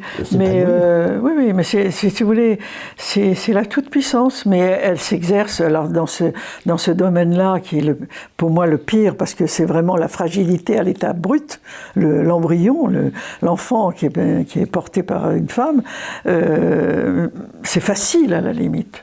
C'est facile. Bien sûr. Mais la toute-puissance, elle se traduit aujourd'hui par la capacité, on en a parlé rapidement, du transhumanisme. Et maintenant, on en est même à prévoir les métavers, c'est-à-dire les personnages virtuels qui vont en fait nous aider à vivre. Enfin, je veux dire, c'est effrayant. On croise des gènes d'animaux. Ah ben oui. Non, mais là, on joue vraiment. On joue au diable. Enfin, avec le feu, c'est le moins qu'on puisse dire. Mais alors, donc, pour vous, la question n'est pas perdue. On peut revenir sur l'avortement. On peut en tous les cas convaincre les femmes qu'il y a d'autres solutions. Si elles ne peuvent pas élever des enfants, il y a bien d'autres solutions à leur proposer. Oui, mais si vous voulez, aujourd'hui... Mais oui, ça reviendra obligatoirement. Moi, je n'ai pas d'inquiétude. Commencez par faciliter l'adoption, alors qu'on a fait le contraire. Oui, mais l'adoption n'est pas une chose facile. Vous savez, j'ai beaucoup travaillé là-dessus. Et l'adoption n'est pas non plus une panacée. La panacée, c'est la vie. C'est de respecter la vie. C'est un pis-aller. Voilà. Non, ce qu'il faut, c'est arriver Aujourd'hui, si vous voulez, le regard de la conscience, et c'est pour ça que moi je pardonne, je comprends et je ne juge personne. Vraiment, je ne juge personne et je ne condamne personne. Et même de ces femmes, même les hystériques, je ne juge personne. Mais ils sont aveuglés, ils ne voient pas clair. Ils sont aveugles sur ce qu'ils font et sur les conséquences dans le temps de ce qui va se passer. Et d'ailleurs, Christine Boutin, vous avez une citation très belle de Václav Havel. Mais oui, je voudrais la lire. Que vous avez utilisée déjà, que je voudrais réécouter. Alors, il disait, Václav Havel, la sauvegarde de notre monde humain n'est nulle part ailleurs que dans le cœur humain, la pensée humaine, la responsabilité humaine. Et c'est là la réponse à votre question. Est-ce qu'on va pouvoir y revenir? Bien sûr. Mais bien sûr, on reviendra quand le cœur humain, quand la pensée humaine aura pris conscience des conséquences de l'acte qu'il permet et de l'utilité de respecter la nature et la nature humaine, conséquemment, qui fait partie de la nature. C'est un nomos qu'on ne peut pas insulter impunément. Absolument. On l'a fait par l'avortement et ensuite, ça découlait d'ailleurs de l'avortement par l'eugénisme, c'est-à-dire la sélection, de toute façon, la sélection des enfants. Nous sommes ouvertement eugénistes aujourd'hui. Mais vous savez, quand on sélectionne les enfants. Les premiers, mais dès 93, je l'ai dit, à la tribune de l'Assemblée nationale, au moment des lois bioéthiques de Mattei, alors de droite d'ailleurs. Oui, de droite. Enfin, écoutez, oui, bien sûr, n'insistons pas, parce que c'est tellement... Pour moi, c'est très douloureux. C'est douloureux, justement, de voir des catholiques qui trahissent la vie. Ça, pour moi, c'est... Et vous savez... Beaucoup le font. Beaucoup le font. En habitant l'avortement, je suis désolée de vous le dire, mon cher Paul-Marie, mais l'expérience m'a montré que, justement, moi qui pensais qu'avec ce que j'essayais de défendre, j'aurais les catholiques avec moi, ils m'ont souvent trahi. Ils m'ont très souvent trahi. Ils m'ont très souvent abandonné. Je ne leur en veux pas. Vous parlez des Yvelines. Oui, bien sûr, uniquement des Yvelines. Et enfin, les Yvelines se posent là, d'une certaine façon. Mais bon, voilà, donc, non, mais c'est ainsi. Il faut que nous retrouvions la vérité des choses. Pour le problème dès 93 dans les lois bioéthiques, j'ai dénoncé, j'ai demandé à ce qu'il n'y ait pas de recherche sur l'embryon. On m'a dit jamais. Maintenant, c'est bien sûr la recherche sur l'embryon. Mais tout a été ainsi. Et ensuite, le Pax dont nous parlions dans notre conversation précédente. Bien sûr. Alors, le Pax, vous aviez vu ce qu'il y avait derrière, c'est-à-dire le mariage homosexuel, vous l'aviez dit d'ailleurs. Bien sûr. Alors qu'on disait le Pax, c'est un contrat entre des gens qui veulent vivre ensemble. Personne n'a assez de jugeote pour comprendre ce qu'il y a derrière. Bien sûr. Et derrière le mariage homosexuel, il y avait la PMA, la GPA, c'est-à-dire l'allocation du ventre de femme pour avoir des enfants. Bien sûr. Et c'est déjà en germe, dans l'idée 75, que l'homme est maître de la vie, ensuite il la recrée, il la tripatouille comme il veut. Mais en tous les cas, le combat contre le Pax, c'était prophétique. Là, vous avez compris ce qui allait se dérouler, ce qui s'est déroulé dans les 20 années. Bien sûr, mais ce qui s'est passé, si vous voulez, c'est prophétique, je ne sais pas. Mais ce qui est certain, c'est que le fait que j'ai été nommé consulteur du Conseil pontifical pour la famille m'a permis de rencontrer un certain nombre de personnes, là aussi.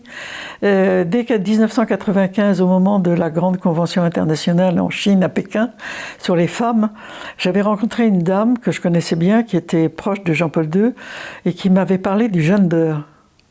Alors qu'est-ce que c'était que le gender? Elle m'explique que c'est la possibilité d'avoir une sexualité entre un homme et une femme, des hommes, des femmes, un baratin extraordinaire, machin. C'est pas ça du tout. Et elle m'a expliqué qu'on pouvait avoir plusieurs sexualités. On était trans, bi, et qu'on pouvait se marier. J'ai cru qu'elle était folle. Je me suis dit, c'est quand même une femme sérieuse. Mais en fait, elle m'a alerté, cette femme, en 95, sur l'essentiel. Et c'est pour ça que j'étais prête, moi, à travailler sur le problème du mariage homosexuel. Parce que j'avais été alertée sur cette théorie du gender, dont je n'avais même pas osé en parler le soir à mon mari, en disant, elle devient complètement folle, Christine, elle me raconte des trucs. Et donc, ça m'a permis de travailler, et j'étais la seule qui était consciente des enjeux. Alors, et quand on lance Pax, mariage homosexuel, Quand on lance tout ça, vous savez, ça prophétique, vous êtes aimable, je prends comme un compliment. Oui, vous avez vu le déroulement. Mais parce que c'est une question de logique. De logique. Oui. À partir du moment où vous autorisez la procréation médicalement assistée, vous n'allez pas l'interdire pour les hommes ou pour les femmes. Vous êtes obligé de le faire pour tout le monde. C'est à partir du moment où vous faites le mariage homosexuel entre deux hommes ou deux femmes. La logique du mariage. La logique du mariage, c'est d'avoir des enfants. Alors on va le fabriquer. Bien sûr, c'était évident. Mais on se débarrasse des uns, on en fabrique d'autres. Oui, mais bien sûr.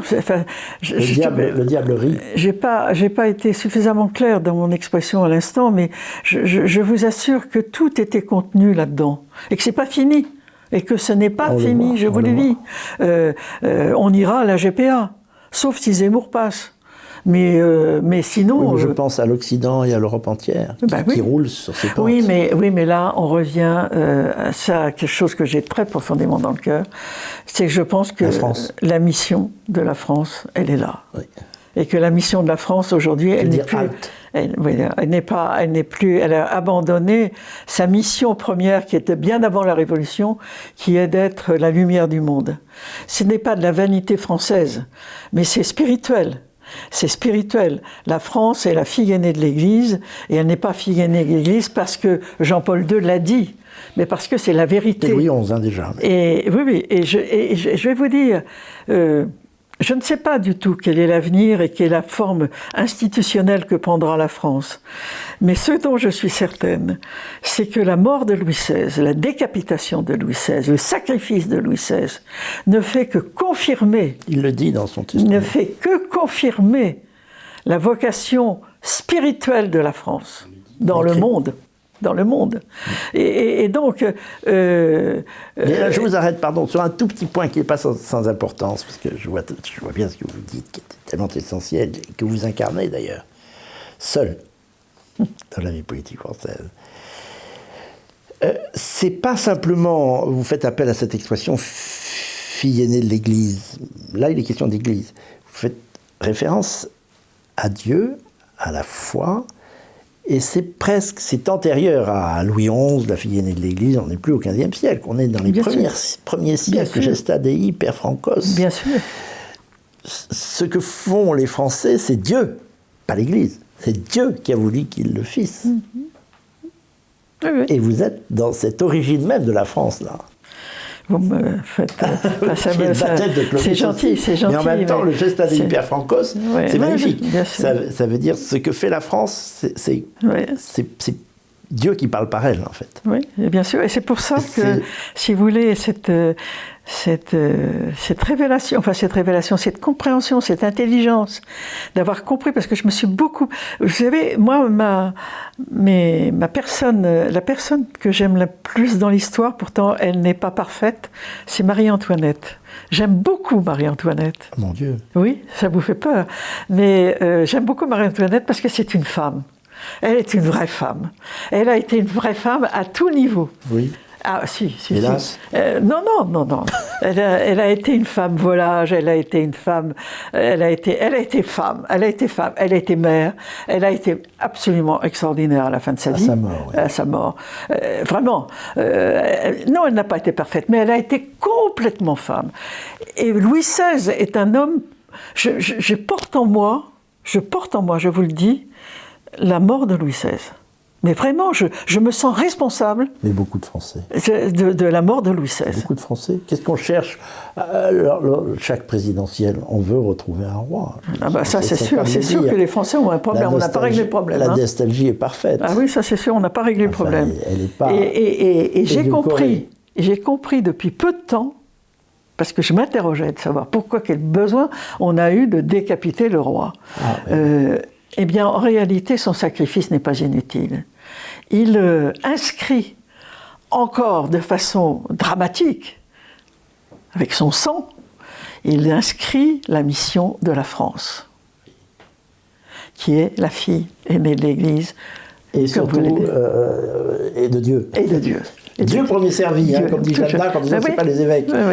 C'est Dieu. Moi, ce qui m'intéresse, c'est le ciel, c'est pas la hiérarchie. Non, mais je vous assure, réfléchissez bien ça. Mais bien sûr. Réfléchissez bien ça. Vous prêchez. Parce que ça donne un sens à des choses qui sont impossibles à supporter. Ça change tout. Ça change tout. Si vous imaginez ça, que le sacrifice de ce roi, que nous avons, nous, décapité. Moi, je l'ai décapité. Je suis français, je fais partie du peuple de France. Je l'ai décapité. Quel est le sens de France qu'il a décapité?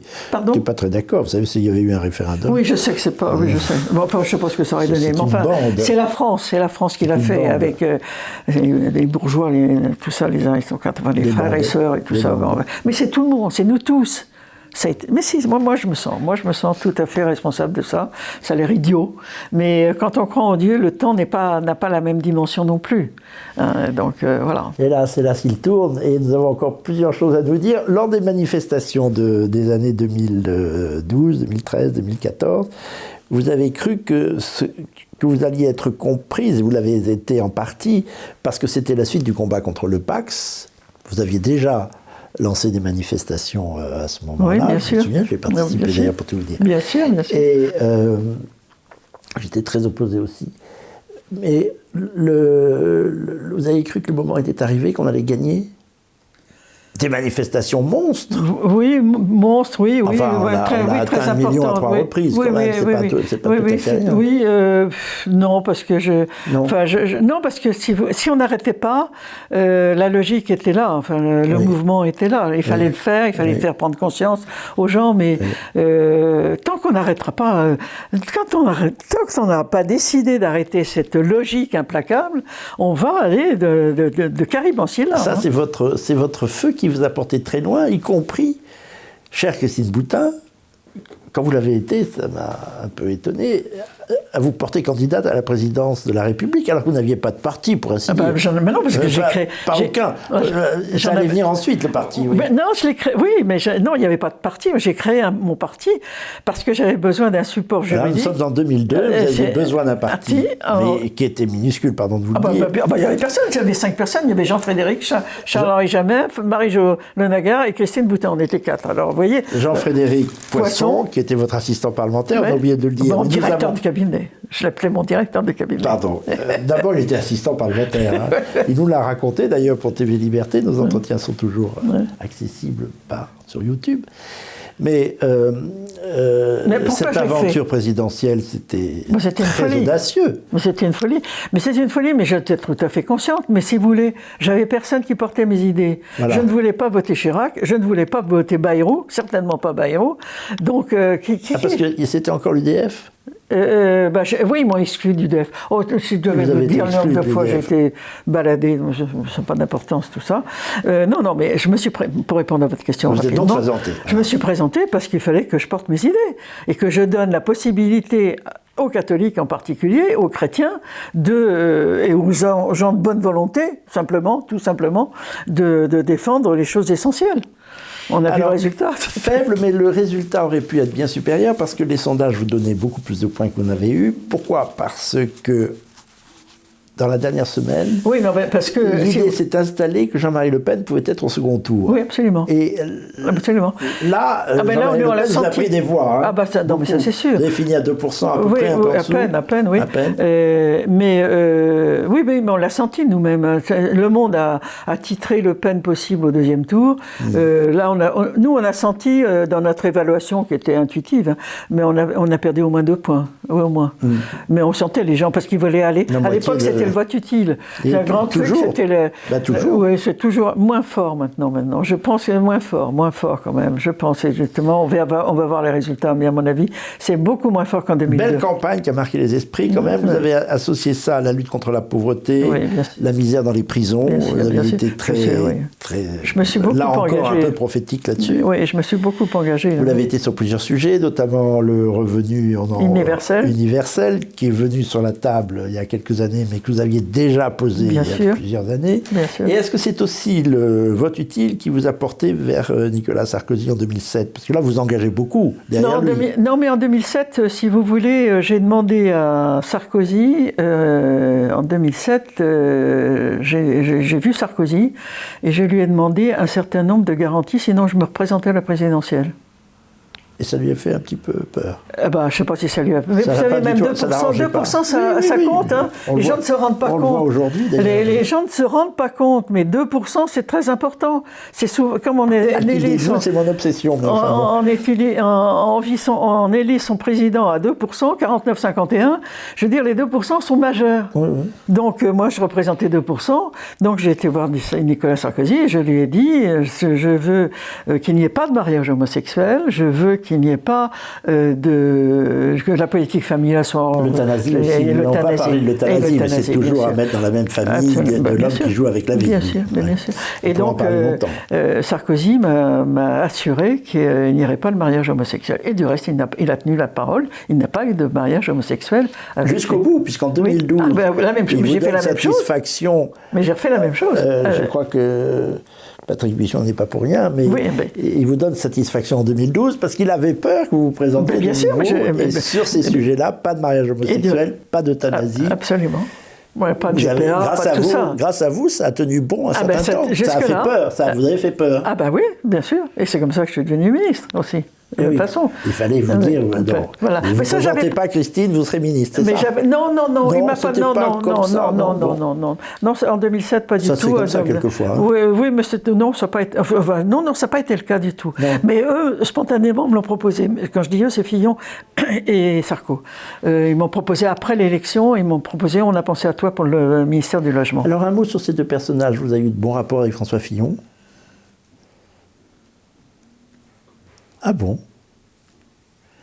Meilleur avec Nicolas Sarkozy? Oui. Ah bon? Oui. J'aurais pensé le contraire. Ah non. Oh. Je suis désolé de vous décevoir, mais c'est ainsi. Bon rapport avec Nicolas Sarkozy. Je n'en dirai pas plus. J'ai un tel attachement pour François Fillon que je ne vous en demanderai pas davantage. Je ne veux pas souffrir. Mais Nicolas Sarkozy vous a plu? Écoutez, moi, oui. Et vous lui avez plu? Je ne sais pas si je lui ai plu, il m'appelait Lacato, je crois. Mais enfin, c'est pas grave, je le suis, donc c'est plutôt une reconnaissance. Donc voilà. Mais mais j'aimais bien Sarkozy, j'aimais bien son dynamisme, j'aimais bien son côté fonceur. Bon, il a fait des erreurs comme tout le monde, bien sûr. Mais pour moi j'ai beaucoup d'affection pour Nicolas Sarkozy. Parce que, pour moi, qu'il me le pardonne, c'est un grand enfant. Donc, voilà. C'est comme Marie-Antoinette, vous avez des complaisances pour des personnages qui ne sont pas à leur place. Non, mais Marie-Antoinette a une plus grande place dans mon cœur que Nicolas Sarkozy. Ah, tout de même. Ministre du Logement. Oui. Et puis voilà. Et puis... Oui, pourquoi le logement? Le logement, c'est eux qui m'ont proposé le logement. Mais ça vous allait très bien, parce que vous avez pris l'affaire. Oui, je m'en suis beaucoup occupé. C'est un ministère d'abord qui n'est pas prestigieux, qui est considéré comme pas prestigieux, alors qu'il est magnifique, parce qu'il est essentiel. La question se pose pour des millions de personnes. Bien sûr, l'homme a besoin de manger et d'avoir un toit. C'est les deux principes fondamentaux. Mais ça n'intéressait absolument pas je le dis à l'imparfait, parce que ça commence quand même à venir un peu. Mais ça n'intéressait absolument pas le monde politique, le logement. Donc voilà, et c'est un ministère très technique, mais qui a comme correspondant, si vous voulez, comme acteur, des gens qui sont confrontés à la réalité. Quand on construit un mur, il vaut mieux qu'il soit droit plutôt que de travers. Donc quand on tope avec des gens de la construction, du bâtiment, on est plutôt avec... Enfin moi, en tout cas, mes relations avec mes partenaires ont été excellentes, et je les ai toujours, du reste. Hein. Ah oui. Je les ai toujours. Ouais. C'est assez... pas avec tous, mais avec un certain nombre. Mais vous aviez aussi une très belle équipe, un très beau cabinet, dont je me souviens, Jean-Paul Boluffer, Vincent Rioux. Bien sûr. Et puis Jean-Frédéric Poisson, qui pendant toutes ces années vous suit avec une fidélité parfaite. Lui, il devient député. Alors, il devient député et puis maire de Rambouillet. Maire de Rambouillet. Encore une fois, j'en vois nos conversations avec Jean-Frédéric Poisson. Et c'était... Et là, vous lancez des initiatives. C'est pas vous qui avez lancé la loi SRU? Ah non, non, pas du tout. Parce qu'on l'attribue quelquefois. Ah non, mais pas du tout. Moi, j'ai pas du tout. C'est pas moi c'est une loi scélérate pour moi, qui met les maires dans des conditions absolument épouvantables. Qui consiste à imposer aux maires un minimum de ils l'ont passé à 30%. Ils l'ont passé à 30%. Le nombre de logements sociaux dans la commune par rapport à la commune. Il y a des communes qui n'ont même pas de terrain et qui ne peuvent pas le faire. Non, quand j'étais ministre du Logement, c'est une loi qui était intouchable et qui, du reste, jusqu'à présent, jusqu'à preuve du contraire, contraire intouchable. Mais pour justement diminuer la concentration, moi j'avais proposé que dans les logements sociaux, on puisse inclure l'accession à la propriété, qui peut être sociale. Et donc, comme ça permettait d'équilibrer entre location et propriété, étant entendu que les propriétaires sont en général plus responsables de leur logement que ne sont les locataires. Et donc j'ai proposé cette modification et elle m'a été refusée comme ministre et elle m'a été refusée par la droite, il faut quand même le savoir. Alors, qui faisait déjà de la gauche oui, qui faisait de la gauche, bien sûr. Donc si vous voulez, voilà. Mais vous en avez un peu rajouté parce qu'il y a le logement opposable. Ah, la droit au logement opposable. Alors ça, j'en suis très fier. J'en suis très très fier de cette loi. Ça a été vraiment un beau combat. Pourquoi elle ne porte pas votre nom d'ailleurs, cette loi ? Non, on ne porte pas mon nom parce que, vous savez, on a tellement peu le culte de la personnalité autour de moi, moi y compris, c'est qu'on n'a pas pensé à lui donner mon nom et qu'on l'a appelé, mais d'une façon stupide, on l'a appelé Molle, la loi Molle. C'était la loi, alors qu'elle n'était pas du tout molle. C'était la loi. Je veux dire en quoi elle consiste la loi sur la mobilisation du logement, enfin bref. Elle consistait. L'idée, c'est de. Alors là, il y avait ça, c'est-à-dire c'est une idée très hardie, tout de même. Pardon ? Très hardie, cette idée de fond. Ah, du Dallot, vous me parlez ? Oui, la loi Dallot. Ah, non, oui, moi j'étais resté sur la loi Serru. Sur le Dallot. Mais non, c'est une loi magnifique puisqu'elle donne l'obligation à l'État de donner un logement à tous les hommes et les femmes sur son territoire. Oui, mais pas nécessairement en prenant le logement des autres. Mais non, mais le problème c'est que, si vous voulez, ça a été perverti. Ah, ça a été perverti. Vous semblez bien aussi que... L'idée au départ, c'était d'assurer les Français à avoir un toit. Et que l'État en soit responsable. C'est quand même magnifique, plutôt que de voir des tas de gens qui sont à la rue ou qui ne peuvent pas se loger.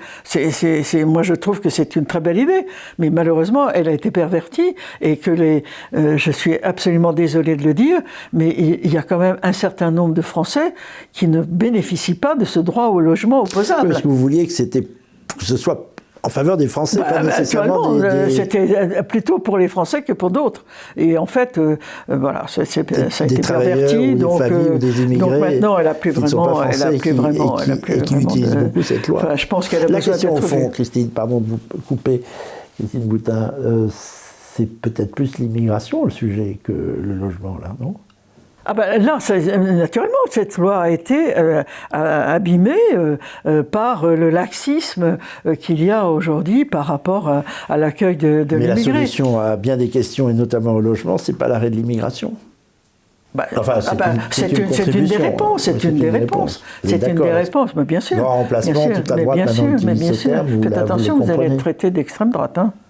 Mais toute la droite est d'extrême droite dans ce pays. On ne peut pas être à droite. On peut pas être à droite depuis dimanche, depuis dimanche, tout le monde est d'extrême droite. Madame Pécresse, qui tout à coup parle du grand remplacement, nous sommes libérés. Toute la presse. Nous sommes libérés. Nous pouvons dire ce que nous voulons. On peut être à droite tranquillement sans être d'extrême droite. Mais c'est fou. Il n'y a pas d'extrême droite en France. L'extrême droite, c'est la Moi, je vous dis franchement que je ne me sens absolument pas d'extrême droite. Mais pas du tout d'extrême droite. Mais pas du tout. Vous avez la gentillesse de rappeler tout le travail que j'ai fait sur les migrants, sur les prisons, donc les migrants. Le revenu universel, mesure de gauche. Voilà, et la préoccupation sur les pauvres, sur les SDF, etc. Moi, je ne me sens pas du tout... C'est du christianisme mais j'essaie d'être ce que je suis. J'essaie d'être ce que je suis. Que chacun soit ce qu'il est. C'est pas si facile, C'est pas si facile. Et en politique en particulier. Mais voilà, donc moi je me sens pas du tout extrémiste par rapport au canon que l'on met autour de l'extrémisme. Pas du tout. Alors, hélas, 3 fois hélas, il faut que nous arrivions à la conclusion, nos conclusions. La première, nous en parlions à l'instant, vous êtes très engagé derrière Éric Zemmour. Vous avez peut-être un peu hésité, vous m'avez dit pendant longtemps, qu'est-ce que vous faites à pousser Éric à se présenter ? C'était une idée que j'avais de longue date. Je ne m'en plains pas, je ne me repens pas. Vous étiez plus sceptique et maintenant vous êtes très emballé. Ah oui, Éric Zemmour, oui. Mais je pense que il y sera. Moi je vous le dis, il y sera. Je vous le dis, il y sera. Je suis certaine. Abdoulaye là ? Voilà, absolument.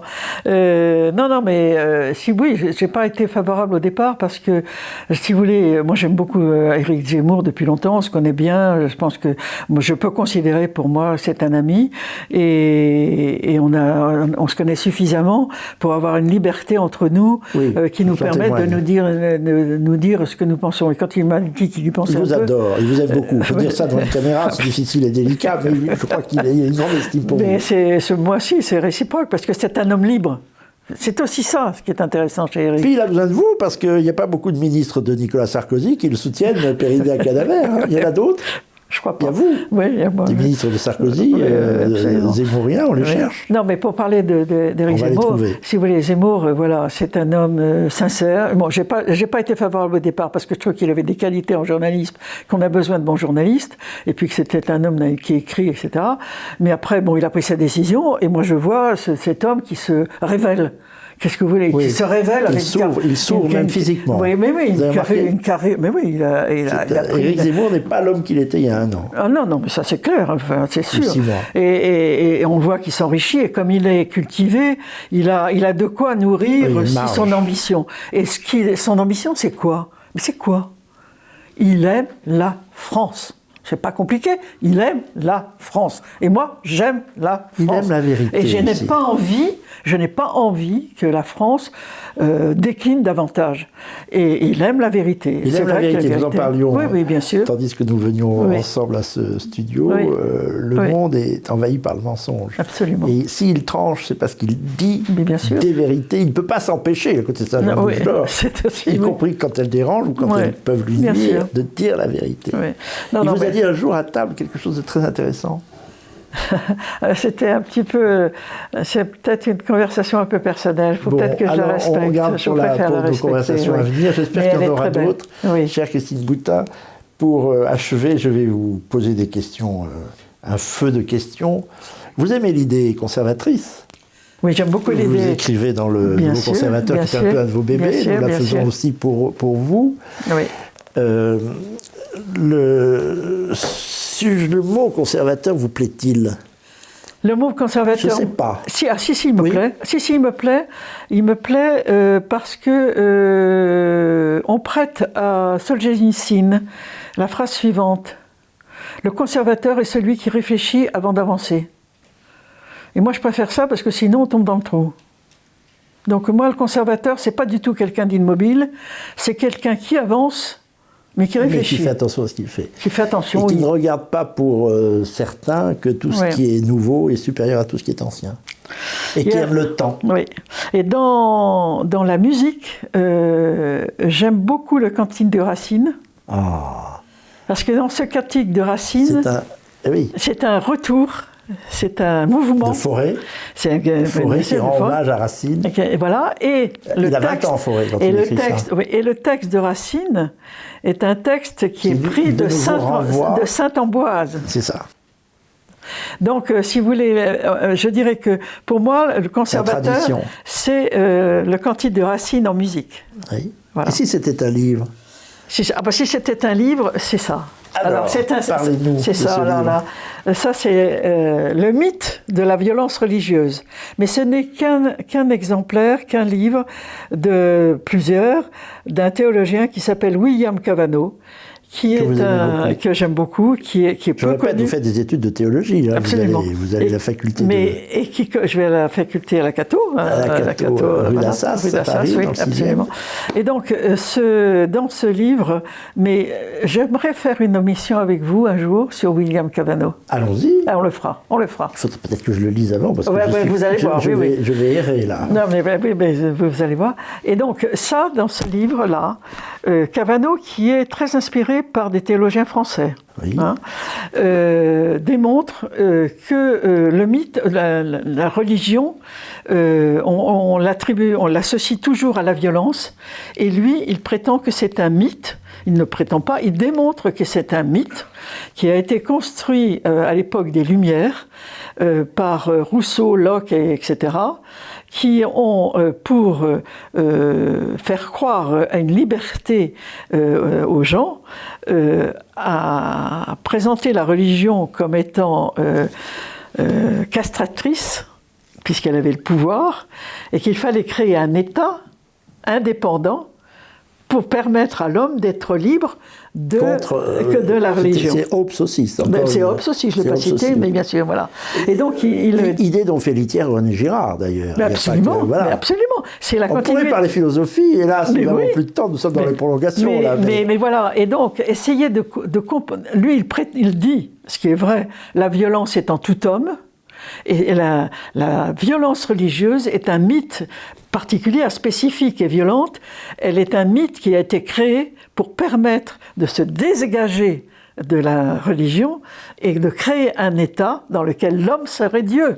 Enfin, il ne le dit pas comme ça, mais on revient à cette idée principale, organisatrice. Bien sûr. Bien sûr. Organisatrice, quel regard sur le monde. Vous ne voulez pas nous écrire un petit article pour le Nouveau Conservateur sur ce sujet? Comment s'appelle-t-il? William Cavanaugh. William Cavanaugh. Et c'est un homme vraiment, c'est un contemporain. Hein. Il est un laïc, il est marié, il a 3 enfants. Et si le mot conservateur était un pays?